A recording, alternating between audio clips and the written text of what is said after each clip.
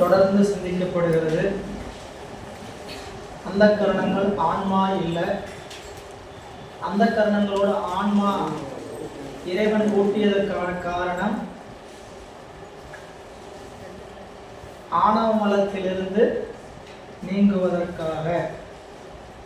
ஆணவ மலத்தோடு கூடியதனால் ஆன்மா அறிவிழந்திருந்தது. ஆணவ மலத்திலிருந்து விடுபடுத்துவதற்காக இறைவன் அந்த கரணங்களாகிய கருவிகளை கூட்டுகிறார். அந்த கரணங்களோடு கூடிய போது இந்த ஆன்மாவுக்கு என்ன நடந்தது? ஆன்மாவானது ஆணவ மலத்தோடு இருப்பதனால் இந்த ஆன்மாவுக்கு என்ன நிகழ்ந்தது என்றால் அது அறிவை முழுமையாக மறைத்தது என்று இரண்டாம் அதிகாரம். இனி இவ்வான்மா சரசமனத்தினால் உணர்வின்று என்றது அவைதான் ஞான திரோதகமாய் மறைத்துக்கொடு நிற்றலாம் என்றார். அதுக்கு எடுத்துக்காட்டு என்பா சொல்றார். 124வது பக்கம் பாருங்க, தொடர்ச்சி. மாயாதன விளக்கா மற்ற உள்ளம் காணாதே ஆயாதாம் ஒன்றை அது அதுவாய் வீயாத வன்னிதனை தன்னுள் மறைத்து ஒன்றாம் காட்டம்போல் தன்னை மலம் அந்தடைதல் தான்.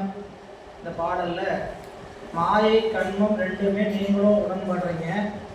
இப்போ அந்த மாயை கண்மங்களே மலம் சொல்ல வேண்டியதுதானே, அதுவே அறிவை மறைக்க சொல்ல வேண்டியதானே.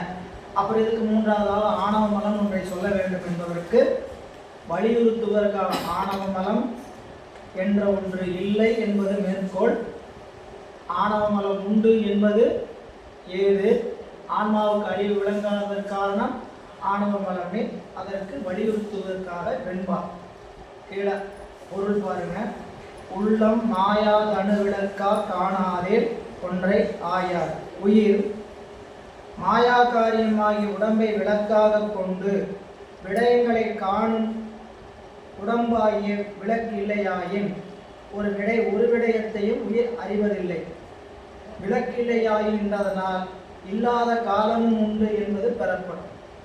உடம்பில்லாத காலத்து அறிவு நிகழவட்டாமல் செய்வது ஆணவ மலம். மற்ற மலம் தன்னை அன்றடைதல். சகசமலமாகிய ஆணவ மலம் உயிரை அனாதியே பற்றிருக்கும். அவ்வாறு பற்றி வெற்ற எதுபோல என்றால் அதுவதுவாய் வீயாத வன்னிதனை தன்னுள் மறைத்தால் காட்டும் ஒன்றாம் காட்டம் போல் விறகு கல் இரும்பு முதலியவற்றில் கடைவதற்கு முன்பு அக்னி அதுவாய் கேடின்றி நின்றும் கேடில்லாத அந்த அக்னியை விறகு முதலியன தம்முள் மறைத்து வைத்து அந்த அக்னியோடு ஒன்றாய் என்றது போல் ஆகும். இந்த பாட்டில் விறகு அக்னி, அக்னிக்குள்ள அந்த விறகுக்குள்ள அக்னி மறைந்திருக்கிறது. அதுபோல அந்த மறைந்திருக்கக்கூடிய அக்னியை விறகு முதலை தம்மில் மறைத்து வைத்து அந்த அக்னியோடு ஒன்றாய் நிற்பது போல ஆணவ மலமும் உயிரோடு எப்படி இருக்குதுங்க? ஒன்றாய் இருக்கிறது, வெளிப்படாமல். வெளிப்படாதுங்க. தன்னை காட்டிக் கொள்ளாமல் இருப்பதில் ஆணவ மலத்தை போல ரொம்ப கெட்டிக்காரி யாரு இல்லைன்னு சொன்னார். திருவருப்பையில படிச்ச ஞாபகம் இருக்குங்களா? ஆணவ மலத்தை போல கெட்டிக்காரி வேற யாருமே இல்லை. தன்னை வெளியே காட்டிக்காத ரொம்ப கற்புடையவள் அப்படின்னு பலரை புணர்ந்தும் இருள் பாவைக்கு உண்டு தன் கணவருக்கும் தோன்றாத கற்பு. பல பேர்கிட்ட கூடியும் ஆனாலும் தன்னுடைய கற்பை யாருக்கும் கூட காட்ட மாட்டாளாம், தன்னுடைய கணவனுக்கு கூட காட்ட மாட்டாளாம். அது ஆணவ மலத்தினுடைய இலக்கணம். தன் கணவன் உயிர், சரிங்களா? எல்லா உயிரோடையும் கூடியிருக்குது, சரிங்களா? அது பலரை புணர்ந்திருந்தோம். தன் கணவருக்கு கூடியிருக்கிற ஆன்மாவிடத்தை தன்னை காட்டாத அளவுக்கு உயர்ந்த கற்பை உடையது அப்படின்னு சொல்லி சொல்றார். இங்க இந்த பாட்டில் இந்த ஓமை தான் முக்கியம். என்ன சொல்ல வர்றார் அப்படின்னு பார்த்தீங்கன்னா, உயிர் மாயா காரியமாகிய உடம்பை விளக்கா வச்சு இந்த அறிவு விளங்கி கொள்ள வேண்டும் என்றால் உயிர் மாயா காரியமாகிய உடம்பை விளக்காக கொண்டு விடயங்களை காணும். உடம்பாகிய விளக்கு இல்லையாயின், அப்படி உடம்புங்கிற ஒரு பொருள் நம்மளுக்கு இல்லையாயின் ஒரு விடயத்தையும் உயிர் அறிவதில்லை. அப்போ விளக்கு இல்லையாயின் என்றதுனால என்ன இருக்குதுங்க? விளக்கு இல்லாத காலமும் உண்டு, சரிங்களா? அறையில் வெளிச்சம் இருக்கு, அதனால பொருள் தெரியுது. சரிங்களா? வெளிச்சம் இல்லாத நேரமும் உண்டுங்கிறனால தான் நீங்கள் வெளிச்சம் போட்டுக்கிறோம். சரிங்களா? அப்போ வெளிச்சம் இருந்தால் தான் இந்த அறையில் பொருளை பார்க்க முடியும். விளக்கு இல்லாத காலமும் உண்டு. அதனால இந்த மாயா கண்ணும் இல்லாத காலமும் உண்டு. உடம்பில்லாத காலத்து அறிவு நிகழாவட்டாமல் செய்தது ஆணவ மலம். அது எது போல? மற்ற மலம் தன்னை அன்று அணைதல். சகசமலமாகிய ஆணவ மலம் உயிரை அனாதியே பற்றி நிற்பது. எது போல என்றால் விறகு, கல், இரும்பு முதலியவற்றில் கடைவதற்கு முன்பு அக்னி அது அதுவாக கேடின்றி நிற்கும். தெரியுமா? வெளியே தெரியாது. அது அக்கேடில்லாத அந்த அக்னியை விறகு முதலிய தம்மும் மறைத்து வைத்த அந்த அக்னியோடு ஒன்றாய் நிற்பது போல. அப்ப விறகு ஆணவ மலத்திற்கு ஓமை, அக்னி உயிருக்கு ஓமை. விறகு எதற்கு ஓமை? ஆணவ மலத்துக்கு. அக்னி உயிருக்கு ஓமை. ஏன்னா உயிரோட அறிவு தானே மறைச்சிருக்குது. சரி, அப்ப ஆணவ மலம் என்பது விறகு போல கட்டை சடம். புரியல? அக்னி சூடு அறிவு, அதை மறைத்து நிற்பது அந்த விறகு கட்டை. எனவே அதனால தான் ஆணவ மலம் நம்மளோட எப்படி இருக்குதுன்னு கேட்கும்போது தாய்மானவர் சொன்னார், ஆணவத்தோடு அத்துவிதமானபடி. இது போல முக்திக்கு பொருள் சொன்னவங்க கிடையாது. முக்தியில் ஆன்மா எப்படி இருக்கும்? எப்படி இணைந்திருக்கும் சிவத்தோட? இப்ப கேவலத்தில் எப்படி ஆன்மா ஆணவ மலத்தோட இணைஞ்சு நிற்கிறதோ அதுபோல முக்தியில திருப்பின்றி நிற்கும். ஆணவத்தினோடு அத்துவிதமானபடி மெய் தானுவினோடு அத்துவிதமாகும் நாள் என்னாலும் அப்படின்னு சொன்னார். எனவே இந்த உடம்பு உயிர் என்பது ஆணவ மலத்தோடு எப்படி கூடி தன்னை அறியாமல் இருக்கிறதோ அதுபோல சிவத்தோடு கூடி முக்தியில் எப்படி இருக்கு இந்த உயிர் தன்னை அறியாமல் இருக்கும். சரிங்களா? அப்ப இங்க ஆணவ மலத்தில் இருந்த போது அறியாமையில தான் இருக்குது. அங்க போனீங்க தன்னை அறியாமல் இருக்குதுன்னா இங்க அறிவு விளங்காமல் அறியாமல் இருக்குது. அங்கு அறிவு விளங்கி அனுபவத்தில் இருக்கிறது. ரெண்டுக்கு வேறுபாடு அதுதான். சிவபிரகாசத்துல அது இன்னும் நல்லா அருமையாக விரிவாக சொல்லுவார். இதுல பக்கம் 126 பாருங்க. ரெண்டாவது பத்தி, அக்னி தனித்து நின்று நிற்பதின்றி யாதானம் ஒன்றை பற்றி அதுவதுவாய் நிற்பது போல உயிர் தனித்து நிற்பதின்றி யாதானம் ஒன்றை பற்றி அதுவதுவாய் நிற்கும். இக்கருத்தை பற்றியே சிவஞான சித்தியார்ல உயிருக்கு என்ன பேருங்க? அதுவதுவாய் வசித்திட வரும் வியாபி. இந்த உயிருக்கு என்ன லட்சணம்? அதுவதுவாய் வசித்திட வரும் வியாபி. சரிங்களா? நம்மளோட லட்சணம் எதோட கூடியிருக்கிறோமோ அதுவாகவே மாறி இருக்கும். அந்த வசித்திட வரும் வியாபி என்பது எனக்கு அது ரொம்ப அருமையாக சிவஞான சித்தியார்ல விரிவா நல்லா அருமையா சொல்றார். வசித்திட வரும் வியாபினா எந்த பொருளை சார்ந்திருக்குதோ அந்த பொருளினுடைய தன்மையை பெற்று. உலகத்தோட சார்ந்துனா உலக அறிவு மயக்கம், சிவத்தோட சார்ந்துனா உலக அறிவு விளக்கம். இங்க அறிவு மயக்கம், அங்கு அறிவு விளக்கம். எனவே இங்க சொல்றார் ஆணவத்தோடு. அடுத்தது, மாயை கண்மங்கள் இறைவனுக்கு உடைமை பொருளாதலால் அவற்றுக்கிடம் இறைவன், ஆணவத்திற்கிடம் உயிர். இது ரொம்ப முக்கியமான பகுதி. கண்மமும் மாயையும் எங்க இருக்குது? இறைவனுடைய உடைமை பொருள். அதனால நம்ம கண்மத்துக்கு மாயத்துக்கு இடம் எதுன்னு கேட்டா இறைவனுடைய திருவடி, அவனுடைய வியாபகம். ஆணவ மலம் இறைவனுடைய திருவடி இல்லை, இறைவனுடைய வியாபகத்துக்குரிய இறைவனுடைய சக்தி இல்லை. ஆணவ மலம் என்பது ஒரு தனி பொருள். அந்த பொருளுடைய வியாபகம் இறைவனுக்குள்ள அடங்கிதான் இருக்குது. ஆனா இது வைப்பு சக்தி, இது சடசக்தி. இந்த சடசக்தி எதிரோட இடத்துன்னு கேட்டீங்கன்னா உயிர். அதான் சொல்றார். ஆகவே இடத்தாலும் ஆணவ மலத்திற்கும் மாயை கண்களுக்கும் வேற்றுமை உண்டு. அது இருக்கிற இடம் எதுங்க? ஆணவ மலம் உயிரிட்டு இருக்குது, மாயை கண்மம் சிவத்துக்கு. இது ரெண்டு இடத்தால். அடுத்து சொல்றார், மாயை கண்மங்கள் உயிரை அனாதியை கூடவில்லை இடையே. எனவே இவ்விரு மலம் வகை பொருள்களும் காலத்தாலும் வேற்றுமை உண்டு. ஆணவ மலம் உயிரோடு பொருந்தி இருக்கிறதுக்கும் மாயை கண்மங்கள் உயிரோடு பொருந்துக்கும் எப்படிங்க? காலத்தாலும் இடத்தாலும் ஆணவம் கண்மும் மாயை வேறு வேறு. ஆணவ மலம் காலத்தாலும் ஆணவம் கண்மும் மாயை வேறு. சிவபிரகாசத்துல ஒரு பாட்டுல மாயை முதலென வினையின் பான்மை முதலென மண்ணு பனை விதை மரபின் மரங்கும்பார். மாயை தான் முதல் வந்துச்சு, வினை தான் வந்துச்சு. அதுக்கு முன்னாடி சொல்லுவார், மலமே இல்லை, ஆணவ மலம் நிலவே என்பார் அப்படின்னு சமயவாதி சொல்றான். இன்மை மலம் மாயை கண்மை இரண்டே இருக்கிறது, ரெண்டே மனம்தான் அப்படின்னு சொல்லி அதுக்கு விடை சொல்லுவார். அப்போ மாயை கண்மம் என்பது அனாதியே இருந்தாலும் அது உயிரோடு வந்து இடையில் கூடின. அவங்க சொன்ன கிடையாது தானே, மாயை கண்மம் உங்களுக்கு உடமை பொருள் தானே, நீங்கள் அதாவது நீங்களே ஏற்றுக்கொள்வது தானே. அதையே வந்து உயிரோட அறிவு மறக்கியதுன்னு சொல்லாமல் எதுக்கு புதுசாக ஆணவ மலம் ஒன்று கொண்டு வரீங்க அப்படின்னு கேட்குறாங்க. ஆணவ மலம் உயிருக்கு அனாதி பந்தம், நெல்லில் குமி போல, செம்பில் களிம்பு போல மாயை கண்மங்கள் ஆகுந்த மலம் இடையே கூடின என்று சொல்லி சொல்ற. நீ ஆணவ மலத்தின் இலக்கணத்தை பற்றி சிவஞான சித்தியாரிலும் சிவஞான போத சிற்றோரிலும் ஆணவ மலத்தின் இயல்பை சிவஞான சாமியில் கீழ் வருமாறு கூறுகிறார்கள். என்னென்னலாம் ஆணவ மலம் செய்யுது அப்படின்ட்டு. உயிரின் அறிவை மறைக்கும் தனிப்பொருள், அறியாமையை குணமாக உடையது. ஆணவ மலத்தினுடைய குணம் அறியாமை. செம்பிற்கு கழிவு குற்றமாவது போல உயிருக்கு குற்றமாய் அனாதி பந்தமாய் இருக்கு.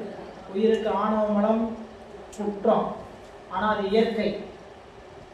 செயற்கைன்னு சொல்லிக்கூட, செயற்கை மலம் இடையில வந்தால் தான் அதுக்கு வேணுங்க செயற்கை. ஆணவ மலம் இயற்கையா உயிரோடு கூடி இருக்கு. ஆனால் அது எப்படிங்க உயிரோ இயற்கையாக கூடியது, அது என்ன நீங்க சொல்லணும், குணம் தானே சொல்லணும் அப்படின்னு கேள்வி வரும் இல்லை. அப்போ அது குற்றங்கிறது சிவஞான சித்தியாரில் இருக்குது. ஆணவ மலம் இடையே கூடலை, அனாதிதான். ஆனால் அது என்னது குற்றம். இயற்கையாக இருந்தாலும் அது என்னதுங்க குற்றம் அப்படின்னு சொல்லுவார்.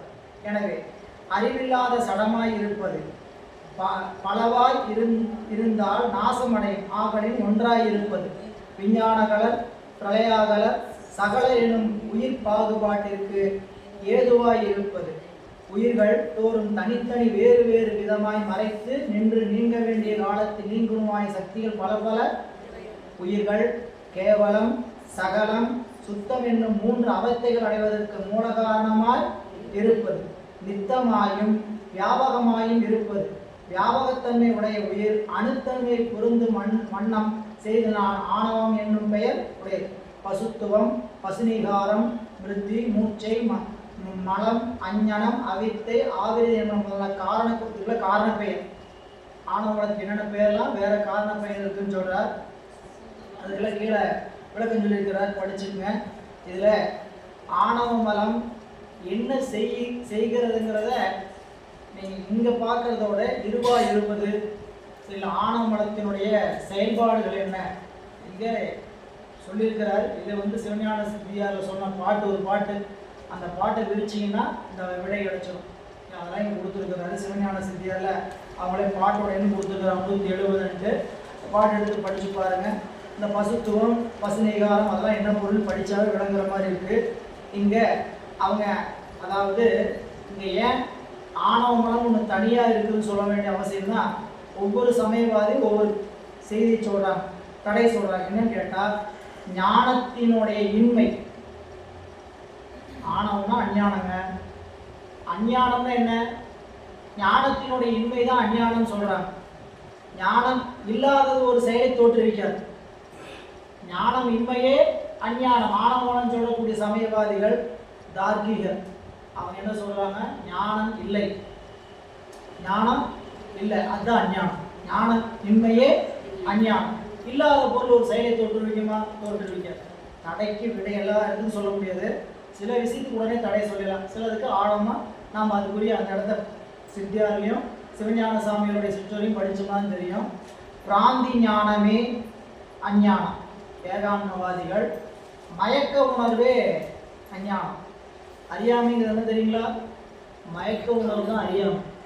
மயங்கி நிற்பதுக்கு பேர் தான் அறியாமையை தவிர ஆணவம் என்பது தனியா இல்லை. அப்படி ஏகாந்தவாதிகள்.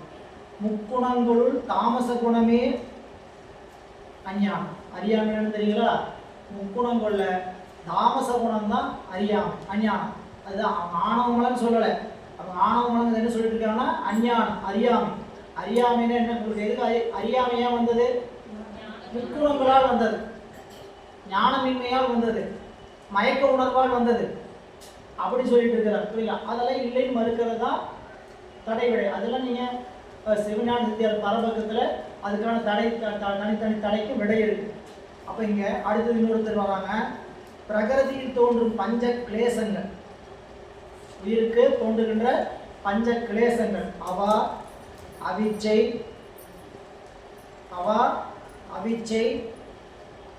அகங்காரம் ஆசை கோபம். அவிச்சை அகங்காரம் அவா ஆசை கோபம், இது அஞ்சுக்கும் பஞ்ச கிளேசங்கள்னு பேரு. 5 குற்றங்கள். 5 குற்றங்கள் என்னதுங்க? நம்ம இடத்துல இருக்கக்கூடிய 5 குற்றங்கள். அவிச்சை அகங்காரம் ஆசை அவா கோபம், இது 5 சொல்ற. இந்த 5 தான் 3ஆம் நம்ம திருக்குறளை படிக்கிறோம். திருக்குறள்ல காமம் வெகுளி மயக்கம் இவை 3 நாமம் கெட கெடும் நோய். இல்லை, காமம் வெகுளி மயக்கம், அந்த காமத்தில் எது அடங்குன்னு கேட்டிங்கன்னா அவாவும் ஆசையும் அடங்கும். இல்லை, அவிச்சையும் அகங்காரம் எது அடங்குன்னு கேட்டிங்கன்னா வெகுளி இதில் அடங்கும், மயக்கத்தில் அடங்கும். அப்போ காமம் என்பது அவாவும் ஆசையும் அடங்கும், அகங்காரமும் அவிச்சையும் மயக்கத்தில் அடங்கும், வெகுளி தனி. இந்த 3ஐயும் சேர்த்துனா 5 பிரிவு. சரிங்களா? 5 கிளையா வந்ததுன்னா 5, சுருக்கணினா 3. இந்த 3னுடைய பெயர் தெரியாமல் இருந்தால் உங்களுக்கு என்ன வராது? பிறப்பு கெடுங்கிற வள்ளுவர் எவ்வளோ எளிமையாக சித்தாந்தம் பாருங்க.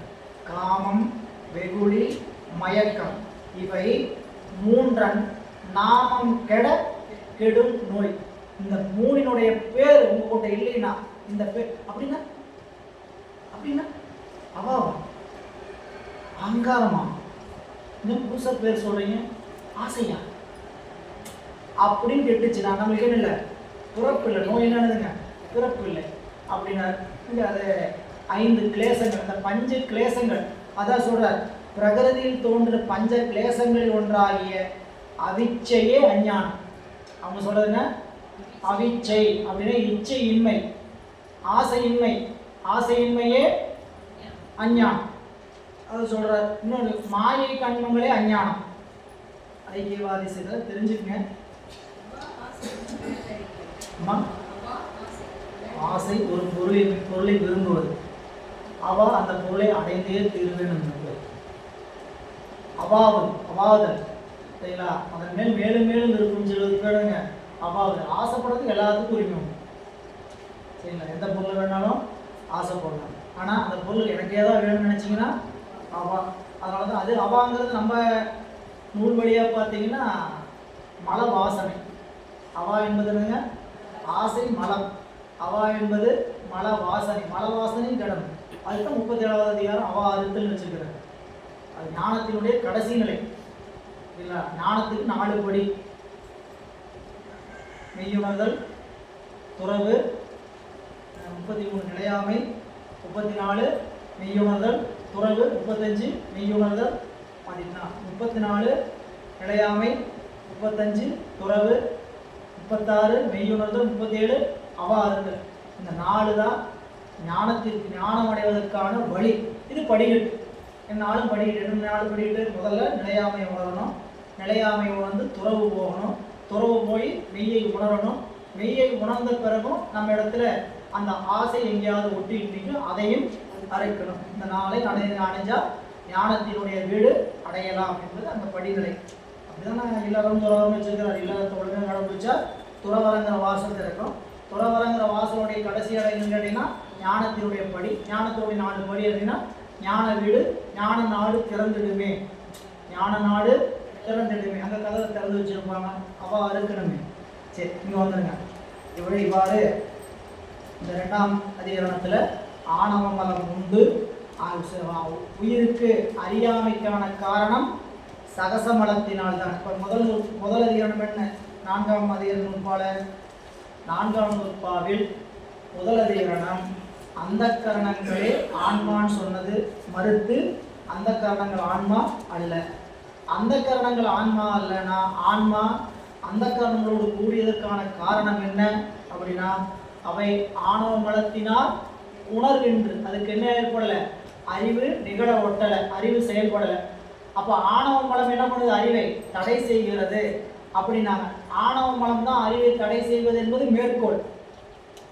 ஆணவ மலம் தான் அறிவை தடை செய்வது என்பது மேற்கோள். ஆணவ மலம் அறிவை தடை செய்யாது, மாயை கண்மங்களே தடை செய்யும் என்பது பிறர் பக்கம். அதை மறுத்து சித்தாந்த துணிவு ஆணவ மலம்தான் உயிருக்கு மறைப்பை செய்யும், மாயை கண்மங்கள் உயிருக்கு விளக்கத்தை தான் செய்கிறது. 2ஆம் அதிகரணத்தை நிறைவு செய்கிறார். 3வது அதிகரணம் அவத்தை. ஆன்மா அந்த கரணங்களோடு கூடி ஆணவ மலத்தின் காரணமாக என்ன ஆகும்? அவத்தை உறும்.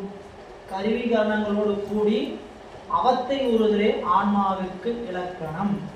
இப்போ ஆன்மாவுக்கு இலக்கணம் தான் இந்த 4ஆம் உறுப்பால பார்க்குறோம். சரிங்களா? இப்போ நீங்கள் ஆன்மா உண்டுன்னே இது வரைக்கும் தெரியலையா? இப்போ விட என்ன வரல?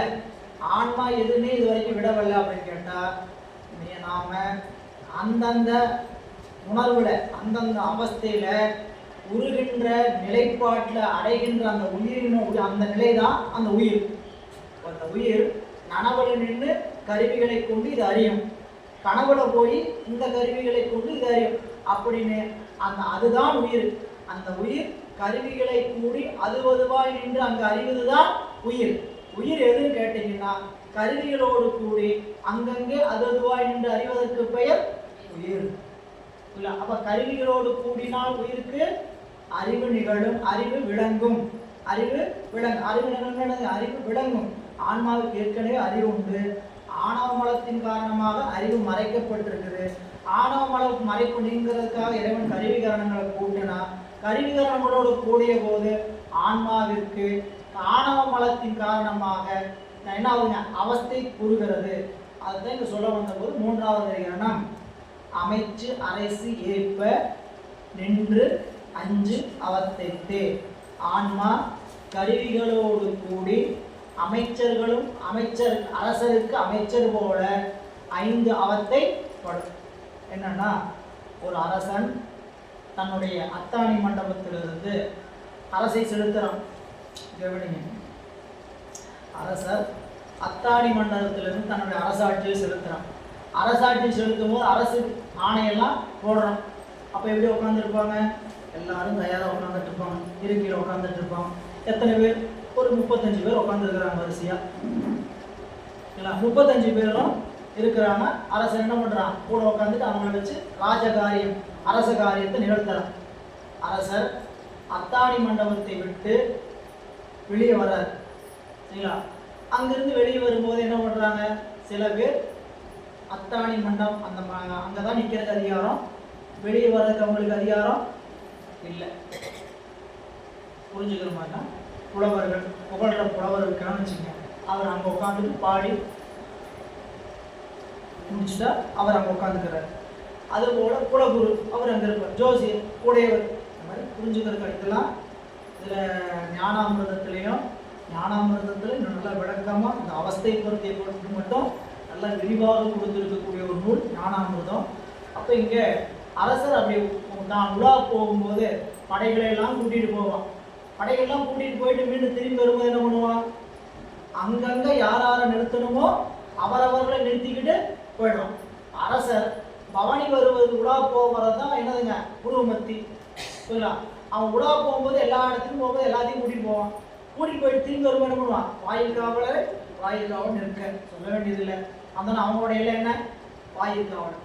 வாயில் காவலர்லேருந்து அடுத்தது முன்னாடி அடுத்து மெய்காப்பாளர், ஒரு காப்பாளர் வருவார். வரிசையை நிற்கிறாங்க. வாயில் காவலர் ஒருத்தர், வரிசையை ஈட்டி வச்சு ஒருத்தர் நினைப்பாங்க. அவங்க 10 பேர் அவங்க நின்றுக்கலாங்க. அடுத்தது அத்தாணி மண்டபத்துக்கு போனால் அங்கே 4 பேர் நின்றுக்கலாம். அது தாண்டி தன்னுடைய அந்த புறத்துக்கு போகும்போது மெய்காவலன் அது வரைக்கும் போவான். மெய்காவலன் என்ன பண்ணுவான்? அந்த புறத்தோடு நின்றுவான். அந்த புறத்துக்குள்ளே போகிறது யார் மட்டும் போவாங்க? அரசன் மட்டும் போவோம். இது போல ஒரு ஊமையை சொல்லி, அதுதான் இந்த இடத்துல அரசனுக்கு அமைச்சர் போலன்னு சொன்னதுக்கும் முன்னாடி அரசனுக்கு அமைச்சர் போலன்னு சொன்னதுக்கு என்னதுங்க? வேறுபாடு உண்டு. அந்த காரணங்களோடு கூடி ஆன்மா 5 அவத்தை உறும். எது போல? அரசனும் அமைச்சனும் போல. முன்னாடி என்ன சொன்னார்? இந்த ஆன்மா அந்த காரணங்களோடு ஏன் கூடிற்று? அரசு அமைச்சு ஒப்ப சகசமலத்து உணராமேனார். சகசமலத்தில் உணராத காரணத்தினால ஆன்மா அந்த காரணங்களோடு கூடிச்சு. எது போல? அரசனும் அமைச்சர், அரசன் நுண்ணறிவு இல்லாமையினால அமைச்சர் துணை கொண்டு அரசகாரியத்தை பார்ப்பது போல அங்க நுண்ணறிவு விளங்குவதற்கு அமைச்சன், இங்க அரசனும் அமைச்சனும் எதுக்கு ஒப்பு? அவர் அஞ்சவத்தை படும்போது அங்கங்க அந்தந்த அதிகாரியை நிறுத்தி போவதற்கான ஓமை. சரிங்களா? அதை இங்க புரிஞ்சுக்கணும். அமைச்சர்னா அமைச்சர் மட்டுமல்ல, அங்க அமைச்சர், இங்க ரெண்டாவது அமைச்சர் சொன்னதுங்க அரச காரியங்களை செய்வர் அனைத்தையும். நூற்பாவளியை இந்த நூற்பால 3ஆம் அதிகாரம் பாருங்க, 129வது பக்கம். உயிர் அந்த கரணங்களை கூடிய போது ஐந்தவத்தை படும். மேற்கோள்: இனி வான்மா சாக்கரணம் சொப்பனம் சுளுத்தி துரியம் துரியாதீதமாயுள்ள பஞ்ச அவத்திதனாய் நிற்கும் என்றது. இது அவத்தை அதிகரணம். இந்த அதிகரணத்துக்கு பேரு அஞ்சவத்தை அதிகரணம். நூற்பா ஆரம்பிக்கும் போதே சொன்னாரு, போன நூற்பாவில் 3ஆம் நூற்பாவில் தொகுத்து கூறிய அஞ்சவத்தைய இந்த நூற்பாவில் விரித்து குறித்துகள் அப்படின்னு சொல்லி சொன்னா இல்லையா? இப்போ இந்த அதிகரணம் 3ஆம் அதிகரணத்தை பொறுத்த வரைக்கும் அஞ்சவத்தை கருவிகளை கூடி அஞ்சவத்தை உறுதலே ஆன்மாவிற்கு இலக்கணம், பொது இலக்கணம். இது என்னதுங்க? சிறப்பு இலக்கணம் இல்லை, பொது இலக்கணம். கருவிகளோடு கூடி உயிர் அஞ்சவத்தை உருவது உயிருக்கு பொது இலக்கணம். அப்ப சிறப்பு இலக்கணம் எங்க சொல்ல போறான்னு கேட்டீங்கன்னா 7ஆம் நூற்பாவில் சொல்லுவார். 7ஆம் நூற்பாவில் உயிருக்கான சிறப்பு இலக்கணம் சொல்லப்படும். அப்ப இங்க ஆன்மா கருவிகளோடு கூடுவது ஆன்மாவுக்கு என்னதுங்க? பொது இயல்பு. அப்படி கருவிகளோடு கூடிய ஐந்தவத்தை பருகிறது எதுவோ அதுவே ஆன்மா. நீங்க நம்ம கொடுத்துருக்கிற உடம்பு கொடுத்துருக்கிறார், இந்த உடம்புல 36 கருவி கொடுத்துருக்கிறான்னு படிக்கிறேன். 36 கருவியில ஏதாவது அவஸ்தைக்கு உள்ளாகுமான்னு கேட்டா ஆகாது. அவஸ்தைனாங்க நிலை வேறுபாட்டுக்கு இல்ல. அப்ப உயிரினுடைய அறிவு தான் என்ன ஆகுது? நிலை வேறுபாடு. எது நிலை வேறுபாடாகுது? கருவிகள் கூடனா அறிவு விளங்கி நிலை வேறுபாடாகுது, கருவிகள் குறைந்தா அறிவு குறைந்து நிலை வேறுபாடாகும். எல்லாருக்குமே இப்போ அறிவு குறைஞ்சிக்கிட்டு இருக்கும். இப்போ அறிவு என்ன ஆகிட்டு இருக்கும்போ குறைஞ்சிட்டு இருக்கும். இந்த நேரம் அப்படிப்பட்ட நேரம். நாங்களும் பார்க்கறது அவஸ்தையை சொல்லும் போதெல்லாம் எங்க இருக்குன்னு தெரியல இடம்? மத்தியானம் சாப்பிட்டதுக்கு அப்புறம். ஏன் பிராக்டிக்கல் தியரிலாம் நடத்த வேண்டியதே இல்லை. ஆமா, நம்ம பாடத்திட்டம் நடத்த நினைச்சிட்டு இருப்போம், ஆனா அது என்ன அவங்க செயல்முறையா நடந்துகிட்டு இருக்கும். பெரும்பாலும் வகுப்புல 99% இது வரைக்கும் அவஸ்தை நடந்தது எப்படி இருக்குன்னு கேட்டீங்கன்னா மதிய நேரம் சாப்பிட்டதுக்கு அப்புறம் வரும். வந்தோம் என்ன ஆகும்னு கேட்டீங்கன்னா எல்லாரும் செயல்முறை ஆரம்பிங்க அப்படின்னு சொல்லிட்டு பாடம் நடத்துறதை நான் பாடம் நடத்திட்டு இருக்க வேண்டியதான், செயல்முறை நடக்க வேண்டியதுதான். அப்படிங்கிற மாதிரி தான் அந்த அவத்தை பற்றி சொல்லும் போது ஒரே உங்களோட நீங்க பேசிட்டு இருக்கும்போது மனசுல ஒரே அவஸ்தையா இருக்குங்க. உங்களோட அந்த கருவி கூடிச்சுங்கிறீங்க, இந்த கருவி கூடிச்சுங்கிறீங்க, வந்துச்சுங்கிறீங்க, போச்சுங்கிறீங்க. இப்ப புரியும் சொல்லும் போது பாருங்க. இனி இவ்வான்மா சாக்கரம் சொப்பனம் சுளுத்தி துரியம் துரியாயுதமாய் உள்ள பஞ்ச அவத்திதனாய், அவத்திதனா நிலையுடையதாய், அவத்திதனாய்னா நிலையுடையதாய் நிற்கும் என்றது. அந்த கரணங்களோடு ஆன்மா கூடிய போது ஆன்மா என்ன ஆகும்? சகசமலத்தின் காரணமாக அறிவு தொழிற்படாமல் இருந்ததுனால அப்ப அந்த கரணங்கள் ஆன்மாவும் மந்திரியும் அரசனும் போல நிற்கின்றன. ஆதலால் மந்திரி முதலிய படைகளோடு உலா போன அரசன் தன் மாளிகைக்குள் செல்லும் பொழுது வாசந்தோறும் நிறுத்திய வேண்டியவன் நிறுத்தி காவலும் வைத்து அந்த புறத்தில் செல்லுமாறு போல தத்துவங்களை கூடி பிரியும் முறையில் சாக்கரம் சொப்பனம் சுளுத்தி துரியம் துரியாதன 5 அவத்தை உடையவனாய் ஆன்மா இருப்பான். சரி, இப்போ இந்த மேற்கோள் என்ன சொல்லுது? அதிகாரம் என்ன? ஆசிரியர் சொல்ல வந்த கருத்துக்கு இலக்கணம். அது எத்தனை பெரியது? 5 பிரிவா இருக்கு. ஆசிரியர் சொல்ல வந்த கருத்து என்ன? மேற்கோள். அதை உண்டோ இல்லையே என்று சொல்லி கேட்டு தடை. அடுத்தது உண்டு நிறுவுவதற்கு பேரு சித்தாந்த துணிவு 7. அதை எடுத்துக்காட்டி இயப்பது 7. 5. அப்போ இந்த 4ஆம் வகுப்பு 3ஆம் அதிகாரத்துல என்ன மேற்கோள் சொல்கிறார்? ஆன்மா அஞ்சவத்தை படும். எதனால? அந்த கரணங்களோடு, அதாவது ஆணவ மலத்தினால் ஆன்மா அஞ்சவத்தை படும். உயிர் அந்த கரணங்களோடு கூடிய போது அஞ்சவத்தை படும். அதான் இங்க சொல்றாரு. மேற்கோள் என்ன கேட்டா ஆன்மா அந்த கரணங்களோடு கூடிய என்ன ஆகும்? 5 அவத்தை படும். 5 அந்த கரணம்னா மனத்தை சொல்றாரு. அந்த கரணம் என்று சொல்லப்பட்டது என்னன்னு கேட்டீங்கன்னா இந்த 4 கருவி மட்டும் நினைக்கூடாது. நான் எல்லா கருவிகளோடும் கூடிய ஆன்மா என்ன ஆகும் கேட்டீங்கன்னா ஐந்தவத்தை படும். ஏன்னா இந்த நூற்பால அஞ்சவத்தை தான் சிறப்பாக எடுத்து பேசுறதுனால அஞ்சவத்தை சொல்ற, அந்த கரணங்களை தான் சிறப்பாக எடுத்து பேசினா அந்த கரணங்களை சொல்றாரு. ஆனா கருவிகளை நாம் என்ன வச்சுக்கணும்னு கேட்டா எல்லாவற்றையும் கொள்ள வேண்டும். கருவிகளோடு கூடிய ஆன்மா என்னாகும் ஐந்தவத்தை படும். அப்படி நனவு, கனவு, உறக்கம், பேருறக்கம், உயிர் படங்கள், இந்த 5 நிலை வேறுபாடுகளை அடையுங்க. நம்ம அவஸ்தைன்னு சொல்லி ஒரே அவஸ்தை பண்ணாதீங்கன்னு சொல்லுங்க. ரொம்ப எளிமையா புரிஞ்சுக்கிட்டீங்கன்னா உயிர் கருவிகள் கூடுவதாலும் குறைவதாலும் உயிரினுடைய அறிவு நிலை வேறுபடும். அவஸ்தைன்னா அவ்வளவுதான். என்னதுங்க, உயிர்களுக்கு கருவிகள் கூடுவதாலும் குறைவதாலும் அறிவின் நிலை வேறுபாடு உடையதிலே அவஸ்தை எனப்படும். இல்லை இப்போ என்ன அறிவு எப்படி நிகழ்ந்துகிட்டு இருக்கும் அப்படிங்கிறது தான் இங்கே சொல்ல வர. அது பாருங்க, ஏது என்ன சொல்றாருன்னா, அதுதான் மலஸ்வரூபத்தின் மறைந்து அரூப சொரூபியாய் நின்றான். எதுதான்? உயிர்தான் மலவடிவில் மறைப்புண்ட பொழுது, மலஸ்வரூபத்தில் மறைப்புண்ட பொழுது அருவுடம்பாகிய தத்துவ வழியாய் நிற்பதால் அந்த தத்துவங்கள் தொழிற்பாடு நிலை வேறுபாடு பற்றி இனி இந்த ஆன்மா நனவு, கனவு, உறக்கம், வேறுறக்கம், உயிர் படங்கள் என 5 நிலைகளை உடையவனாய் நிற்கும் என்று மேற்கோள் கூறி ஆணவம் மலத்தின் காரணமாக ஆன்மாவுக்கு அறிவு விளங்காமல் இருந்துச்சு. அறிவு விளங்குவதற்காக கருவிகளை கூட்டினார். இந்த கருவிகள் கூட்டும் போது என்ன ஆச்சுன்னு கேட்டீங்கன்னா, ஆன்மா மலவடிவில் மறைப்புண்ட பொழுது அந்த ஆன்மாவுக்கு அருவுடம்பாகிய தத்துவடியாய் நிற்பதாக, ஆன்மா எப்படி நிற்கும்? அருவுடம்பாகிய தத்துவடியாய் நிற்பதால் அந்த தத்துவங்கள் தொழிற்பாடு நிலை வேறுபாடு பற்றி அது என்னாகும் 5 நிலை வேறுபாடு அடையும். இதுல பாட்டுக்கு போறதுக்கு முன்னாடி 5 சுருக்கமாக பாருங்க. நமக்கு 35 கருவிகள் தொழிற்படுகின்ற இடத்துக்கு பேரு நனவு. சரிங்களா? இந்த கருவிக்கு போகக்கூடாது, உடனே இந்த கருவிக்கு போகக்கூடாது. இந்த 36 கருவி என்பது தத்துவங்கள், உடம்பு எல்லாமே சேர்ந்தது. அவத்தை என்று சொல்லுகின்ற பொழுது வருகின்ற தத்துவ கருவிகள் வேறு. சரிங்களா? அதெல்லாம் தாத்வீக கருவிகளும் கூடி வரும். நமக்கு தத்துவங்கள் 36, தாத்வீகங்கள் 60. அதற்கு பின்னாடி இருக்கு, அங்க இன்னும் விளக்கமா பார்த்துக்கலாம். தத்துவங்கள் 36, தாத்வீகங்கள் 60ல 35 கருவிகள் தொழிற்படுகின்ற நிலைக்கு பேரு நனவு. அந்த நனவும் சுத்த நனவு கிடையாது. சுத்த நனவா இருக்கணும்னா, சுத்த நனவுங்க மாசகலம் இல்ல, உன்னை சொன்னோம்னா எப்படி பத்திக்கணும் அப்படின்னு சொன்னவங்களே பிடிக்கணும். அப்படி அறிவு நிகழ்ந்து அதுக்கு பேர் என்னங்க மாசகலம். எழுதி போடுறதுக்கு முன்னாடியே இதைத்தான் எழுதி போட போறார், பேசுறதுக்கு முன்னாடியே இதைத்தான் சொல்ல போறார் அப்படின்னு அறிவு நிகழணும். அப்படி நிகழ்ந்தா அதுக்கு பேர் என்னங்க மாசகலம்.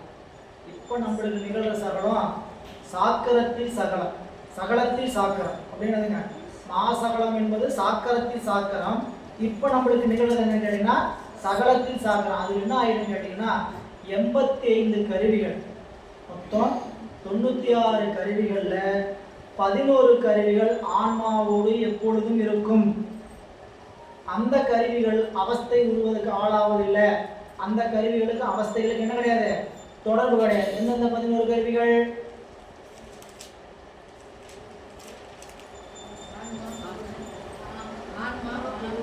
முதல் படிச்சது நான் காலையில் சொன்ன கலாதி தத்துவங்கள் 6, சுத்த தத்துவம் 5. சுத்த தத்துவம் 5, கலாதி தத்துவம் 6 கூடனதுக்கு பேரு 11 கருவி கூடனாதான் ஆன்மா ஒரு பொருள் அறியும் படிச்சோமா. அந்த 11 பொருளுமே ஆன்மாவோடு எப்பொழுதும் இருக்கும். அந்த 11 கருவிகள்ல அந்த 11 கருவிகள்னால உயிருக்கு என்ன ஏற்பாடு, அறிவு நிலையில் வேறுபாடே இருக்காது. ஆன்மா ஒரு பொருளை அனுபவிப்பதற்கு அறிவதற்கு தயாரா இருக்காங்க, அவ்வளவுதான். அறிவு நிலை வேறுபாடு எப்பன்னு கேட்டீங்கன்னா மீத இருக்கக்கூடிய 85 கருவிகளால் மொத்தம் 96. 96ல சுத்த தத்துவம் 5, நாதம் 5, சாதாக்கிய மகேஸ்வரம், சுத்த வித்தை, காலம், நீதி, கலை, வித்தை, அராகம் என்று சொல்லக்கூடிய 6 மாயை. இந்த 11 கருவிகள் போக சரிங்களா, மிச்சம் 85 கருவிகள் அவத்திற்கு உள்ளாகும். அந்த 85 கருவிகள் பின்னாடி அட்டவணை இருக்குது, நம்ம சொல்லிடுறேன். 85 கருவிகளும் முழு விழிப்புடன் நின்னா நாம் எப்படி இருக்கிறோம்? பாடம் எப்படி கேட்டுட்டு இருப்போம்? இந்த படம் பார்க்கும்போது இருக்கையில் நுனியில் உட்காந்துக்கிட்டு சீன் பையாக ரசிச்சு பார்ப்போம் தெரியுங்களா? புரியுங்களா? வெளியே வந்தால் ஒரு காட்சியோட விடாமல் சொல்லுவோம். அப்படிலாம் சில பேர் இருக்கிறாங்க. புரியுங்களா? அப்படி நிகழ்ந்த அறிவுக்கு பேர் 85 கருவி நிகழ்வு. இது என்னங்க சிவபெருமான அறியல் கருவி போய் இப்படி சொல்லி நாம் எதை அறியறன்னு முக்கியம் இல்லை. அறிவை விளக்குவதற்கு இறைவன் என்ன பண்ணுறான்? எல்லா கருவியும் தொழில்படுத்துகிற இடம் இருக்குது. நமக்கு எல்லா கருவியும் தொழில்படுகின்ற நேரம் இருக்கா பெரும்பாலும். ஏன்னா நமக்கு எப்படிப்பட்ட சகலம் இருக்குன்னு கேட்டீங்கன்னா சகலத்தில் சாக்கரம். புரியுங்களா? அது சாக்கரம்னா அந்த அவத்தைக்கு பேர் கீழாள அவத்தை, மேலாள அவத்தை. இன்னொரு அவத்தைக்கு பேர் மத்தியாள அவத்தை. மூன்றாவது அவஸ்தைக்கு பேர் சுத்த அவஸ்தை. சுத்த அவஸ்தை பற்றி இந்த நூற்பாளர் பேச்சே இல்லை. அது பின்னாடி சுத்த அவஸ்தை பற்றி 11ஆம் நூற்பாவளை. இங்கே நிகழக்கூடிய அவஸ்தை என்னன்னு கேட்டிங்கன்னா கீழாள அவத்தை, மத்தியாள அவத்தை. கீழாள அவத்தை அப்படின்னு சொன்னால் அறிவு குறைந்து கொண்டே போகிறதுக்கு பேர் கீழாள அவஸ்தை. மேலாள அவஸ்தைனா அறிவு மீண்டும் கூடிக்கிட்டே வர்றதுக்கு பேர் மேலாள அவஸ்தை. அறிவு விழிப்பில் இருக்கும் ஆனால் மறந்து அறியும், அதுக்கு பேர் மத்தியாள அவஸ்தை. விளக்குதுங்களா? அறிவு கருவிகள் குறையிறதுனால உயிரினுடைய அறிவு என்ன ஆகுதுங்க? கொஞ்சம் குறையுது. குறையும் போது அறிவு கொஞ்சம் நிகழாமல் இருக்குது. இந்த அவஸ்தை குறைஞ்சிக்கிட்டே போச்சுன்னா கீழாள அவஸ்தை. மீண்டும் கருவிகள் கூடுச்சு, கொஞ்சம் அறிவு விளங்குச்சு. கருவிகள் கூடுச்சு, கொஞ்சம் அறிவு விளங்குச்சுன்னா மேலாள அவஸ்தை. இந்த ரெண்டு அவஸ்தையும் கீழாள அவஸ்தை, மேலாள அவஸ்தை, சகலாவஸ்தையும் பேர். நடுவில் புருவ மத்தியில் நடந்ததுன்னா அதுக்கு பேர் மத்தியாள அவஸ்தை.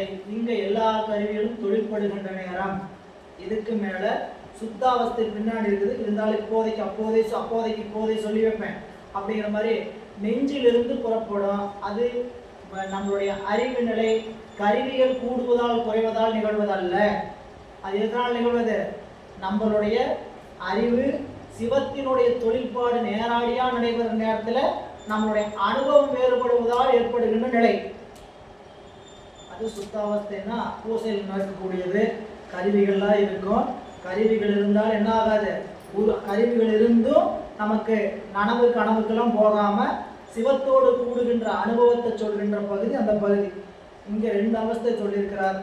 கீழாள அவஸ்தையும் மத்தியாள அவஸ்தை என்று சொல்லக்கூடிய. கீழாள அவஸ்தைன்னு சொன்னாவே அதுல மேலாள அவஸ்தையும் அடங்கும். கருவியில் குறைஞ்சு போனா கீழாள அவஸ்தை, மீண்டும் கருவியில் கூடி வந்தா இதுல நனவு நிகழக்கூடிய இடம் புருவ மத்திங்க. கனவு நிகழக்கூடிய இடம் கண்டம். உறக்கம் நிகழக்கூடிய இடம் இருதயம். பேருறக்கம் நிகழக்கூடிய இடம் நாவி. முழு உயிர் படங்கி நிற்கக்கூடிய இடத்துக்கு பேரு 5 இடம் சொல்லப்படும். அந்த 5 இடத்துல கருவிகள் 35 செயல்பட்டா நனவு சாக்கரம். அதுல 10 கருவி குறைஞ்சா 25 கருவி இருந்தா கனவு சொப்பனம்.